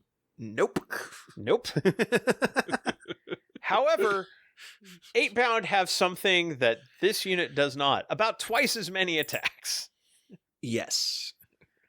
So so Flawless Blades do have a bolt pistol. Why you'll ever use them, I don't know, unless you're just hard up for options. You're locked in combat. Yeah. And you forget that you have the fallback in a thing. Yeah. And then their melee weapons, unlike 8-bound, who have choices, at least for the champion. There's no unit champion in this squad. They are just all Flawless Blades. You have the Bliss Blade. 3 attacks, hitting on 2s, strength 6, AP -3, 2 damage. Here's the ability they have. Demonic Patrons. Now, I mentioned when we were talking about the fluff that they're followed around by demonettes, and the demonettes will lend them power, but if they ever fail to amuse the demonettes and put on a good show, the demonettes will kill them. This is how this is modeled. Each time this unit is selected to fight, it can call upon demonic patrons. If it does, until the end of the fight phase, each time a model in this unit makes an attack, an unmodified wound roll of 3 up scores a critical wound. At the end of the fight phase of this unit called upon demonic patrons this phase, and no enemy models were destroyed by attacks made by models in this unit this phase, one model in this unit is destroyed. Now, on the one hand, the ability to wound anything on a 3 is pretty damn cool. Yes. And with an AP 3, unless they have an invuln save, you're going to stick those wounds most likely. If only they had something that keyed off of having critical wounds. Yes. Yeah, that's where it kind of falls down. Because with strength 6, you're going to have to be facing toughness 6 to even for that to be wanted to be used. Yeah. So because I'm much more high on these guys than I think you guys are, than both of you are. I definitely will say this. I think there's a few things that I would put in here done differently. 3 attacks seems very low. Yes. And 2 damage means that against, like, when you're trying to use your plus your 3 up to wound, it's going to be very hard because let's say you're doing a full six-man squad. So that's 18. Sorry, doing 36 damage. So you're doing three attacks at 6. You've got 18 hits. You're wounding, or you're hitting on 2s. So let's say that 15 of those hit. Yeah. Yep. So 15 of those hit, and then let's say you do the 3 up. So half of those hits. So you're going to hit with 8. That's 16 damage. It should be 10. Yeah, 2/3 should be 10. Yeah, 10 of them. Oh, did it? Oh, okay. Yeah, okay. Oh, that's right. Yeah. Sorry, I was thinking force. Yeah, sorry. So that's 20 wounds, and then AP -3. If you're going against a bigger target, they're going to save some of those with invuln. So you're looking at somewhere between 10 and 20 wounds. I'll just go ahead and ask this. Rob, is 20 wounds enough to kill a knight? Nope. So then you're just straight up losing one of the guys. Before the knight swings back. Yes, before the knight swings back and kills the rest of the unit. They are very weirdly designed. In my opinion, I think they're a mop-up unit. I don't think they're a main line throw them in first and hit the hard targets. I think they are definitely a mop-up unit. Where, like, if you send something in or you shoot, you Fulgrim, you do some shooting, you do something like that, you peel some wounds off of a knight, you then send this unit in to kill it when it has 10 wounds left, or it's when it's at half or something. You send them into a unit of Terminators or a monster that's already taken some damage. And I think the way that the army rules work of kind of bouncing around and targeting different things, if you play it right, I think there will be opportunities to use them in ways where they can mop up other targets, and you won't risk losing a model straight up. I wish that worked differently. I wish it was just like they take D3 mortal wounds or something. Yes. Like, again, going back to the theme of why did you design it exactly that way? It feels like it's not designed particularly well. The other thing that I would have personally done with this unit, and I know, Rob, we've talked about this before, 8-bound to have an 8-bound unit and an exalted 8-bound unit. Give me flawless blades and give me exalted flawless blades with like 2-handed power swords or something like that to give them a higher strength weapon to go against bigger targets, bigger troops, bigger things. That's how I would have designed it, because I like some of their abilities. I think it can be incredibly powerful in certain scenarios, but like, you're not going to be able to just throw a unit of flawless blades. Six guys in the unit, like, they just don't have enough attacks. And I think you have to do the 6. I think 3-person squad of flawless blades is just small. Dead. Yeah, I mean, too many things that 3. Because here, when I first hit this unit, and you guys can vouch for me, I went on a rant when we were talking about this. I hated this unit, and I still don't like it, because at 3, there are so many things, so many situations where you are not going to, like, against targets, like you said, Dennis, where that 3-up matters, you're not going to kill a target. And against things where it doesn't, where you can likely kill a model, you probably don't need the 3-up. Yeah.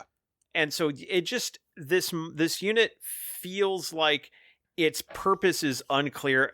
Maybe it is a mop-up unit. I don't like it for that, though. Like, I want it to be a more proactive, go out there, hit first, hit harder. I say, I just wish they, 2 big things I had would, I don't like the lose a model. I'd rather it be D3. And I wish they had 1 or 2, probably 2 more attacks. This 5 attacks, I think, would have been perfect for them. Yeah, because comparing these to 8-bound, because that's kind of the example here. I don't know if we'll talk about points or not, but points as printed in the book, they are almost exactly the same as 8-bound, which is wild because they are not as good. Like, I'll just say that straight up. But yeah, like 8-bound with the Viscerators have 6 attacks at strength 5, or you could take the Lacerators, which is 4 attacks at strength 9. 3 attacks at strength 6 isn't good enough. Like, right. no. And weren't we talking that Slaanesh got either sustained hits or had lots of attacks? Where is that? So I did some list building, and we'll talk about this at the end.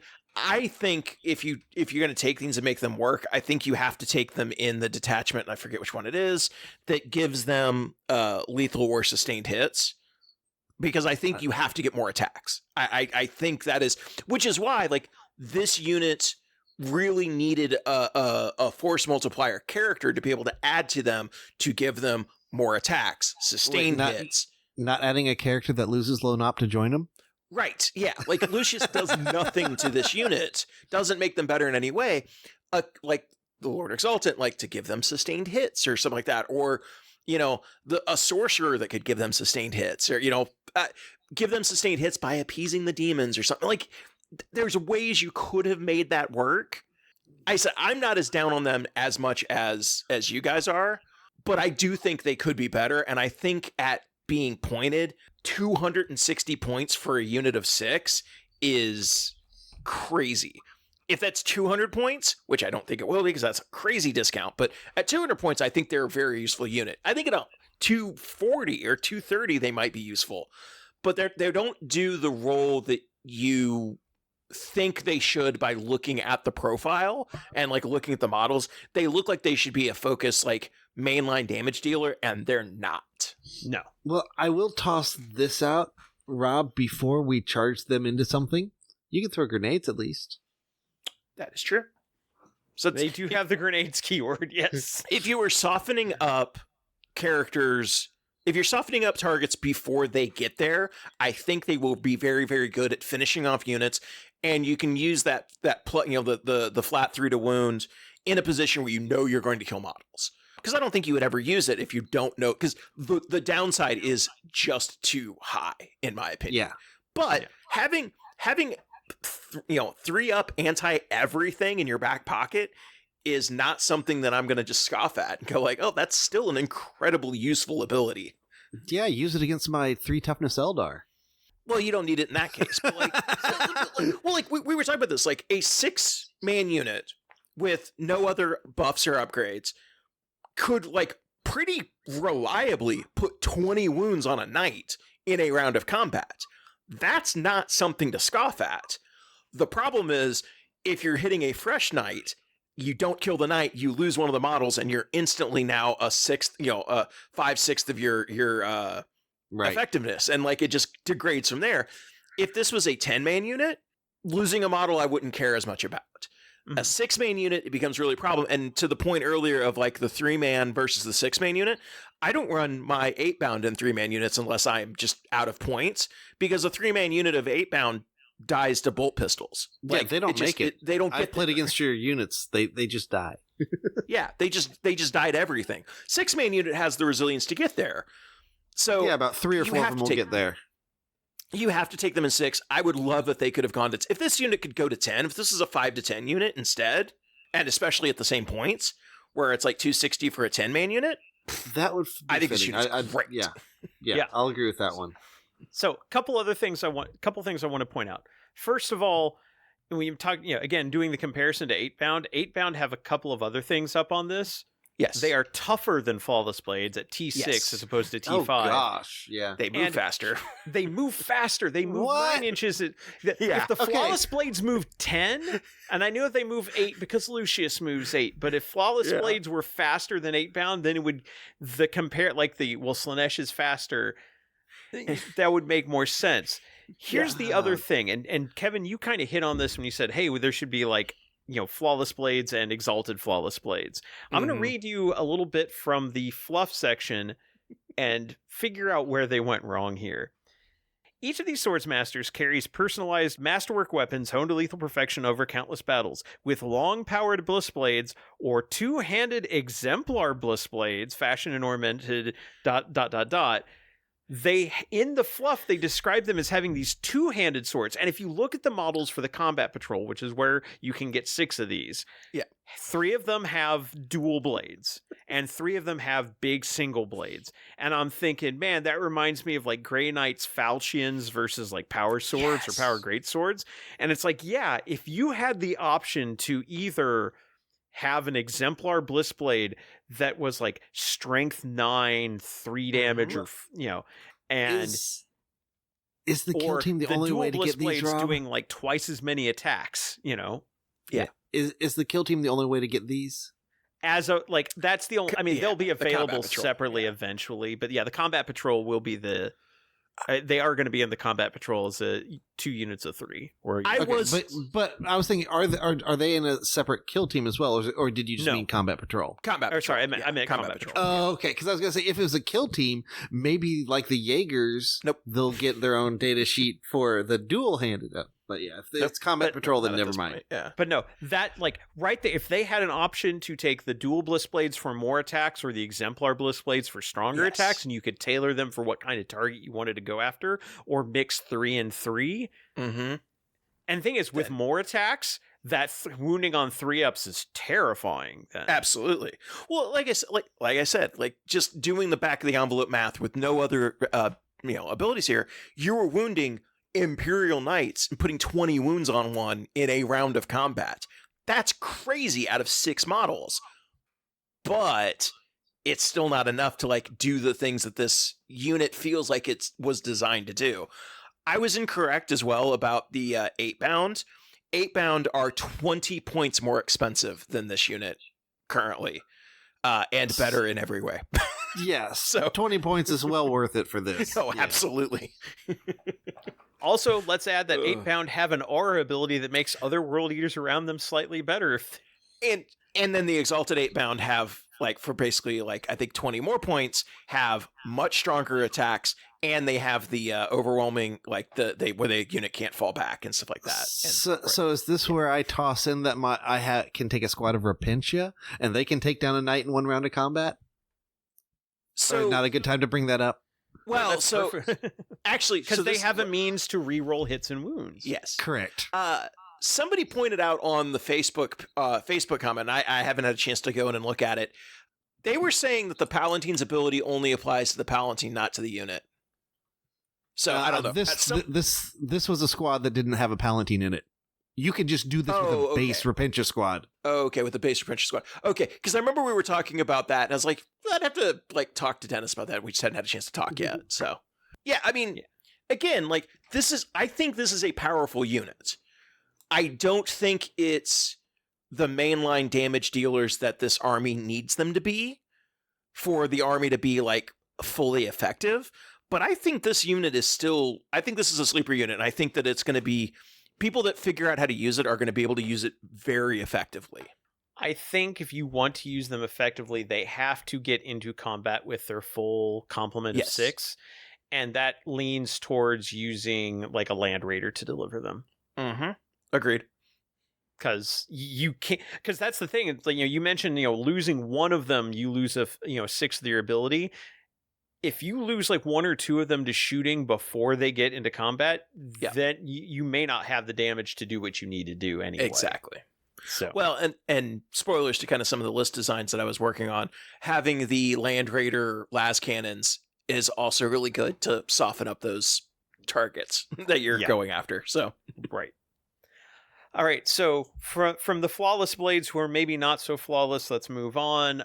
We've got Chaos Spawn next. I hate to say this, but this is your one chaff scoring unit in the army. Yes and no, because the problem is you can't take them in a unit of 1. Like in World Eaters, you can take them as a solo spawn, and you can kind of use them as chaff. Having to take 2, they're then 70 points. I'd rather just take a Tormentor squad at that point, because the Tormentor squads have sticky objectives, which we'll get to next. But I don't even know that they're chaff at this point. Like I think having to take 2, I don't think they function in that way either. So to compare them to the Chaos Spawn in the Chaos Space Marine book, which is the most recent other Chaos Spawn, they've got an extra 2 inches of movement. They move 10 instead of 8. Same stat line, except for one big difference. Chaos Space Marine and Chaos Spawn have OC 0. These have OC 1. Okay, that's fair. So where I could see these guys moving up and doing actions. Things like that. Like getting you table quarters. Because, spoiler, you don't have anything else that moves that fast, really, outside of vehicles. True. And they've got a 5-up Feel No Pain. And once per turn, when an enemy unit ends a normal advance or fallback move within 9 inches of this unit, they can make a normal move of up to 6. So you've got opportunities to close distances with them. I'm not saying they're a great choice for a chaff unit, but they are the cheapest scoreable unit you can get. The 2 of them are only OC2, so they're not great, but if you could take 1 for 45 points or 2 for 70, I would 100% agree. But being locked into 2 at 70 points, I don't know. I again, if they had the option to take just 1 or take 2 units of 1, then yes, I would be like, yeah, they're 100%. Take them, round out your list to put 1 or 2 of these in there to do actions, to do to score backfield objectives and things like that. But at 70 points, I think there's better options. I don't know. It depends on like where you fall on your list and like how many points you have left. Yeah. If you have like you've got the upgrades you want and you still have like 70 points, I'd say this is a no-brainer to throw in. Just because it's an extra scoring choice that can also has enough attacks to really mess with somebody in close combat if you need to. True. Yeah, I just, again, like when I was building lists and looking at stuff, I'm like, I'd rather just have another Lord Cacophonist, which is 70 points as well. So yeah, and that's fine. That's fair. But I'm looking at this from the like, especially when we look at the Eldaria codex from a couple episodes ago, and they had so many ways to get like quickly into the backfield and reposition and score. And as we'll get into this, that is something this army, despite being as fast as they are, lacks a little bit. This is like one of the few options where I was like, oh wow, at OC1 these are actually capable of like doing actions and things like that. So yeah, that's fair. That's fair. All right, next up, let's look at our two battle line units, the Tormentors and Infractors. And Tormentors are your shooty option, Infractors are your stabby option. And something that they all have in common is everything except for bolt pistols on the Infractors and the melee weapons on the Tormentors for like their champion. So like you get outside of what they are good at, but otherwise all the ranged weapons on the Tormentors and all the melee weapons on the Infractors have precision. Which is why I said, you don't really need precision if you join a Lord Exultant to it, because everybody else has it. Yeah. And yes, the Tormentors do have sticky objectives and infiltrators, so you can get them up onto objectives in the midfield during deployment. Yeah, like infiltrating is very useful, especially with sticky. Yeah, especially with like take a unit of 10, stick it on an objective where now you've controlled it with OC20 and someone can only take it from you if they can beat that, because it's the new kind of sticky where you have to beat that level of control. Good luck. I mean, even as such, like a smaller unit, like a 5-man unit, it's 95 points. 95 points for that to sticky objectives versus 70 points for 2 spawn to try to hold objectives or just like that. Like I think they're a better choice. Yeah, no, I absolutely see where you're coming from. Like it comes down to the number of points. I do agree that this is a better choice than spawn. You've got more wounds, better saves. They're close to being as fast, and being able to infiltrate them up is very solid. And like their shooting options, plasma guns, melta-guns, bolt guns, all pretty standard stuff. Very solid. I mean, no complaints with the Tormentors. Then the Infractors are the melee version. Their thing is they have scouts, 6-inch scout, and they reroll wounds on melee attacks. They reroll wounds of 1. If the target's on an objective, they reroll all wounds. And again, that's why the Lord Exultant gets both infiltrators and scout 6 inches. So if he's joined them, so whatever they have, he doesn't take it away. And then both of them have the option of the Icon of Excess. At the end of your shooting or fight phase, if you destroyed one or more enemy units that phase, make a leadership test. If you pass, get a CP. So instead of having the Lord give you cheaper stratagems, go kill things, maybe get a CP back.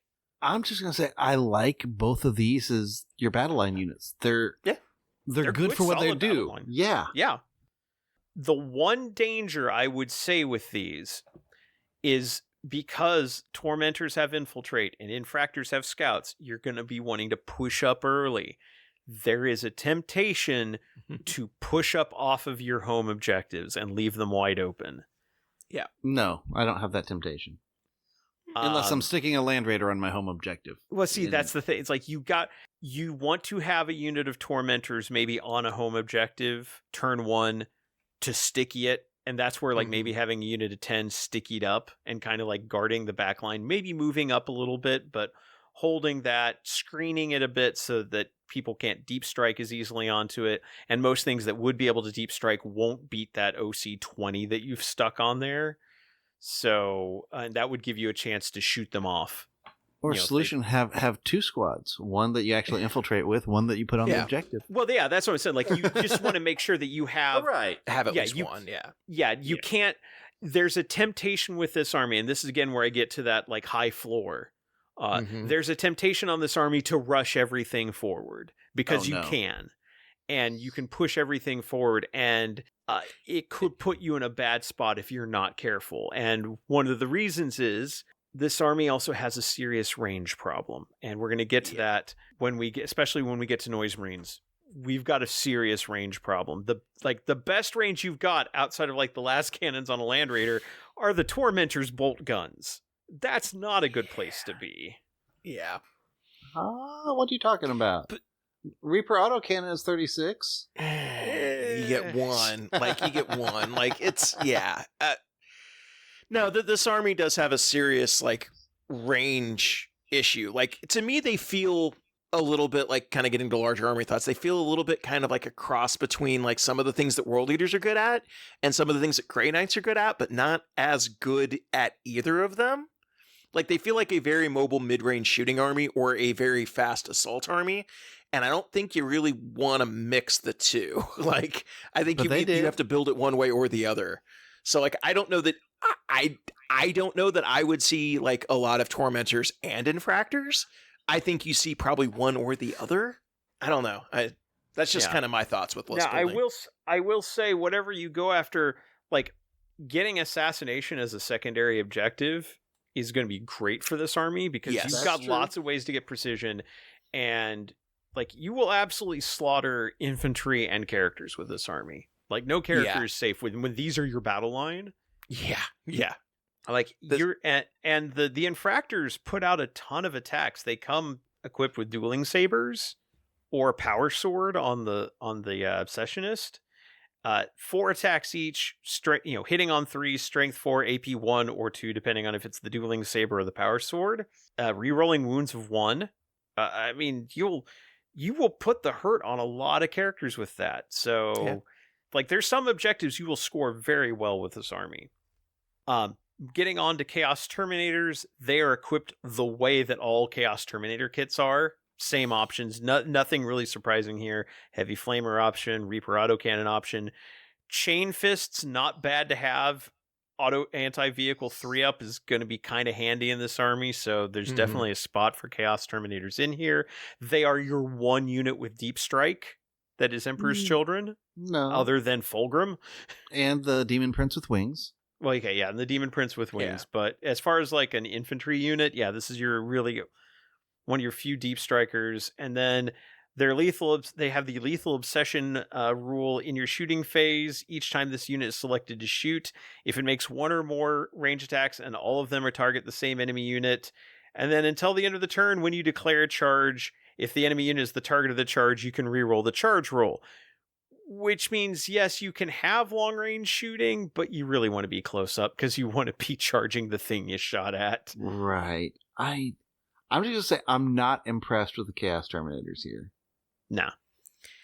Yeah. They have the same problems Chaos Terminators in all the other books as well. Like, they're just, they are what they are. Boring. And the problem that I don't like about Deans is you're locked into a 5-man unit. You don't even have the option to take a 10-man unit. Mm-hmm. I think that's going to become a more norm, because, I mean, all the Wraithguard for Eldar got locked into 5. Yeah, I just don't like it. Well, that's fair. They are an inch faster than most Terminators at movement 6, which, again, kind of consistent with what we're seeing in the rest of the book, or, that they're like Chaos Space Marines, only slightly faster. But yeah, the ability has, it's like, it's shooting, but it's weird synergy where it wants you to shoot close up and then charge. Yeah. Charge a different unit. Yeah, no, it has to be charging the same unit, because it has to be the enemy unit you shot at.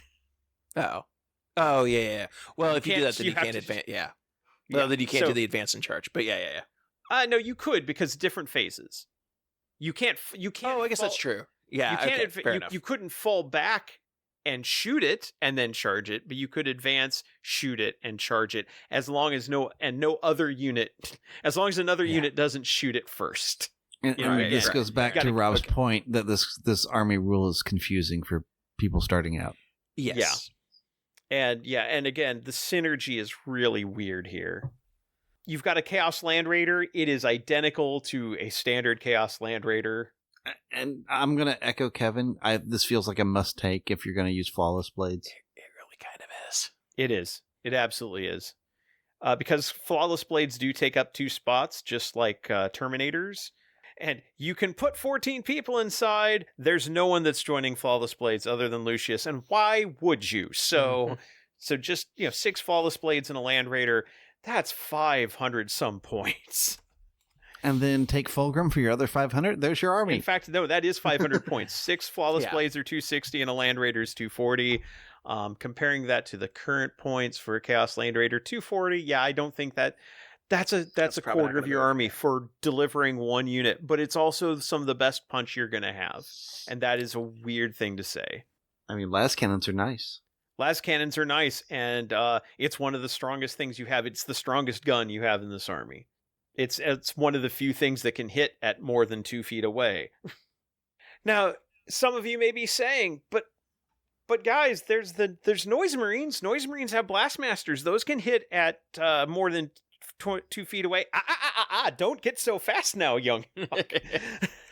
Because Noise Marines are no longer the same thing that they were. Oh man. I'm on one hand, Noise Marines have gotten some nice upgrades. T5, I really like that for them. Yeah. But, in the past, like when they first revealed this, we said, Noise Marines, they're going to fill the role of Havocs.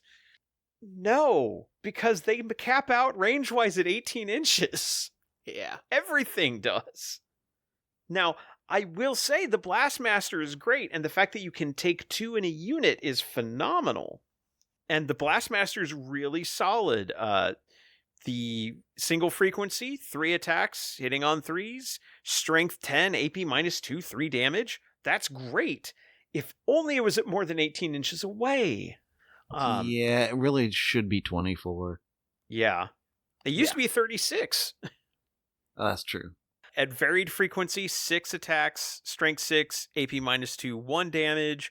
Regular sonic blasters are 3 shots, strength 5, AP -1, 2 damage. All of these ignore cover. That's like the sonic weapon thing is they ignore cover, which is what some of the sonic weapons have done in the past. That's fine. You have the option for the Disharmonist, which is their sergeant, to take a power sword and a screamer pistol. No, don't do that. You need all the shots at 18 inches you can get. Why? Yes. And then their rule, and this is why you want to take a Lord Cacophonist with them, because the Lord Cacophonist, remember, after this unit shoots, if they hit something, he gets to make them possibly take mortal wounds. If they take mortal wounds, they have to make a leadership test. Terrifying crescendo in your shooting phase. After this unit has shot, select one enemy unit hit by one or more of those attacks until the start of your next shooting phase. Each time a battle shock or leadership test is taken for that enemy unit, subtract 1 from that test. Note, this does not force them to make a test. It just says, hey, if they make a test, they take it at -1. The Cacophonist forces them to make a test. Yeah, but when is the Cacophonist? It's at the same timing. It's when it's as soon as they unit shoot. has shot. Okay. Yeah. So and because it's all on your turn, you decide which order they happen in. Yep. You're right. Synergy. It's one of the few bits of synergy in this book.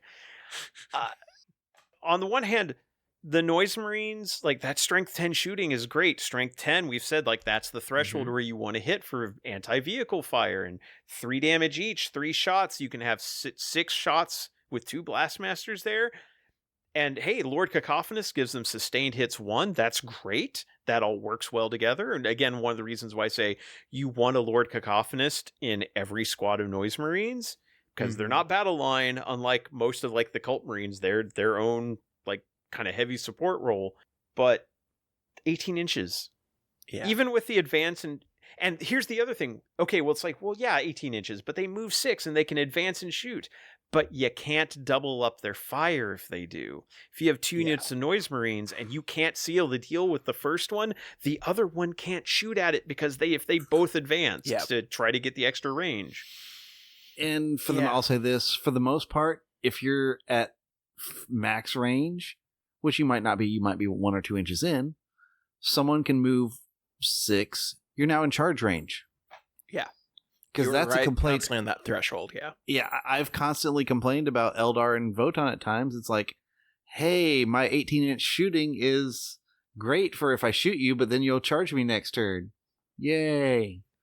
Well, but that's why you take the power sword with the Disharmonist to counter that. Yeah, no, don't do that. No. Don't do that. But yeah, this unit, I mean, T5 helps, but they don't want to, like, they're going to be in charge. The best place for a unit of Noise Marines is in a Rhino, because the Rhino has firing deck too, so the 2 Blastmasters Oh can gosh, yes. pop out and shoot. That's about it. That's sad to say. No, and of course, if the dishearten, this is the vehicle edition. And if the Lord Cacophonist is joined to the unit, he's not considered the unit that's firing. It's the Rhino that's firing those weapons. So and again, his only affects infantry anyway. So, it's so frustrating. Yeah, there's a lot of choices that were made in this book. Yeah. We've got 3 more Emperor's Children units to talk about. One of them we're not going to talk about because it's a Heldrake. Who cares? Hey, look at that Hades autocannon. 36 inches. There's your range. Shut up. Have we reached an army where someone might actually... No, moving on. So next up, we've got the Mauler Fiend. I do like the Mauler Fiend. Now, you might Mauler be Fiends are wondering... great. Yeah, you might be wondering, is there a Forge Fiend in this book? No, of course not. Why would we Why would we use the same kit to put in a unit in this army? Ah! I mean, the Magma Cutter has melted too. And a 6-inch range. No, you're taking the Lasher Tendrils for extra. You're taking the Lasher Tendrils, yeah. Yeah. It has the same stat line as the Chaos Space Marine Mauler Fiend. It doesn't move any faster. Same, like the Mauler Fiend fists are still right up there with Fulgrim as the strongest attacks you've got in the book at strength 14. Yeah. But its rule is different. Instead of ignoring modifiers to movement and to advance and charge rolls, you instead get Glutton for Punishment. It's a BDSM Mauler Fiend that likes to be hurt. If it's below starting strength, add 1 to its hit rolls. If it's below half strength, add 1 to its wound rolls as well. Yeah, it's interesting because it's very similar to what the World Eater's Mauler Fiend does, in that like it gets extra like to hits and wounds. The World Eater's Mauler Fiend, though, in my opinion, is better because it's if the unit is below starting strength, you get the bonus, not the Mauler Fiend itself. So they made a weird choice to be like, well, we want to differentiate it. And I'm like, no, just make it the same as the World Eater's Mauler Fiend. It would have been perfectly fine. I like the one that you ignored any negatives to your advance or move advance and charge. Would have also been nice here too, but yeah. I mean, 10 inches on the Mauler Fiend, it has good range. You can advance and charge. You're going to have no problem getting a Mauler Fiend into melee range with this army. So Mauler Fiends are great for this army, and like I think you need to I think every list starts with Fulgrim and 2 Mauler Fiends, and then you build from there. So your list was what? Fulgrim, 2 Mauler Fiends, 6 of the Flawless Blades, and a Land Raider? Is that what your list is? That's a good chunk of it. Fulgrim, as of this book, which we know may not be accurate, Fulgrim's 385. Flawless Blades and the Land Raiders another 500, so we're at 885. And then 2 Mauler Fiends are 140 each. So that's cheap. You're over 1,100, or maybe around 1,100 points or so. To get to Dennis's numerology thing earlier, 2 Mauler Fiends and Fulgrim is 665 points. The neighbor of the beast. Yeah, the neighbor of the beast. So, okay, Emperor's Children is the neighbor of the beast, and the beast is Slaanesh. Got it. Yes. The neighbor of the beast. Anyway, sorry. So 665. So it's 1165. Yeah. To get the things that you have to have. You pretty much have to have. Yeah. To deal with anything tougher than infantry. Now, I said there was one more unit, and you're like, wait a minute, but... Well, okay, so we don't have a Forge Fiend, but sure, Hellbrutes. Surely there's an Emperor. Nope. What about a Warp Smith? Nope, no Warp Smiths. Well, how can I repair my Mauler Fiend? Predator. What about your Predator, Annihilator, and Destructor? That even the World Eaters got Predators. Yeah. No. What did they like tape a sword onto a tank? I mean, they might as well have, because nobody takes them. And by the way, spoilers: Predators are going out of the World Eaters Codex. There's no way they stay in. But it's like, Defilers, no. Hellbrutes, no. Yeah. Forge Fiends, no. You get a Helldrake and a Mauler Fiend. There's options they could have put in here. Like, why did they not have a Lord Discordant? why do they not have the Venom Crawler? Why do they not have the Defiler? Like, there's so many of these demon engines that fit perfectly what the World Eaters, Emperor's Children do, that, like, it just doesn't make sense they're not in here. And that's the part of this that's really disappointing yeah. I'd say with their theme of noise and sound, all that, I mean, Disco Sonic would be Dread. perfect. Well, Or Sonic Dread. Nuts. Yeah. Like, They how... even mention in the fluff section on sonic weapons, they say, hey, some of these have been built into vehicle cupolas and attached to demon engines. Like, I would love to see that. Give this army a version of a Predator or a different tank, call it something else, that is basically a corrupted version of the pipe organ missile launcher from the Sisters. That would have been cool. Like, Rhino chassis with gigantic Noise Marine speakers. That would have been super cool. Yeah, and also give them the Dark Angels flyer corrupted too, so that you could have the DJ booth. Well, so the one thing I will say, and you mentioned this earlier with the Flawless Blades, and I forgot to bring it up then, but I'm glad to see that this book continues the trend of GW Chaos books where they mention the coolest stuff in the fluff and then it's just not in the book. Right. Because that is a time-honored Chaos tradition of, like, Kevin, look at all of the cool stuff that exists that you don't get to play with. But it is in the book. It's in the book in the fluff section. I want my berserkers on juggernauts thundering across the sky with anyway, sorry. Yeah. We're not talking about world leaders. Yeah. And finally, the one other tank in the book is the Chaos Rhino. The Rhino, which in this codex cannot fix itself. Unlike, I'm looking up, even the World Eaters Rhino can fix itself. Now, I will say the Chaos Rhino for the Emperor's Children does have something interesting in that it's an assault vehicle that it can advance and then units inside can still disembark. Oh, that's cool. Okay, that's cool. So it encourages that whole, it can advance and still shoot, and then the units can get out. But they can't charge. Why can't it fix itself? It just can't. Again, they've made choices. They had to intentionally make choices, and I don't understand why. Right. And then there are 4 pages of demon data sheets. They are Slaanesh demons, although not all of them. The epitome is not in here. Like Celesk isn't in here, but Shalaxi Hellbane is. So there's a named Keeper of Secrets, but none of the other The Mask isn't in here. It's Seekers, Demonettes, Fiends, and Keeper of Secrets, and one named Keeper of Secrets. The stats are mostly the same. The Shining Aegis on the Keeper of Secrets is different. It's a 3-up armor save here, which is different than what it is in the I think it's like I want to say it's a Feel No Pain in the Chaos Demons Codex. My guess is it'll probably change. Yeah, later. Probably. This is probably what it'll go to, or something similar.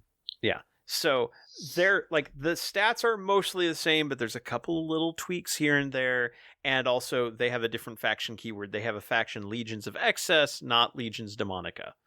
And that's because Legions of Excess will matter when we get to detachments, which we will get to after we take a break. But first, if you have been enjoying the show, whether it's your first episode, or you've been enjoying our backlog, or you've been a fan or listener for a while, we would love to have you join us on our Discord. And the best way to join the Preferred Frenemies Discord is to join the Preferred Enemies Patreon. That's at patreon.com/preferred enemies. And that is how you can help support the show. Thanks to the listeners, we are income neutral. You help pay for the cost of our hosting and our recording services, and help replace microphones when they break and things like that. So we really do appreciate that, but we're always looking for more support so we can do more things like, hey, fund Kevin and Dennis to go to more narrative events, or just be able to do, travel to more events and help fund that. So if you want to help support us, go to patreon.com/preferred enemies. We only have one tier. It's $1 a month. We don't lock any content behind a paywall other than our Discord access. We'd love to have you there. We have a cool community of people who are we're having a lot of fun talking about a variety of different topics. We just opened up a new chat channel for Age of Sigmar in the Old World. So if you want to join us in the Old Mortal World Realms chat, we'd love to have you there as well. But again, our Discord is accessed through our Patreon, so patreon.com/preferred enemies. Even at just $1 a month, if enough people throw in their support, it adds up and it really does help out. We're going to take a quick break for sponsor identification, and when we get back, it's time to talk about the detachments and our final overview of Codex Emperor's Children. See you in a bit.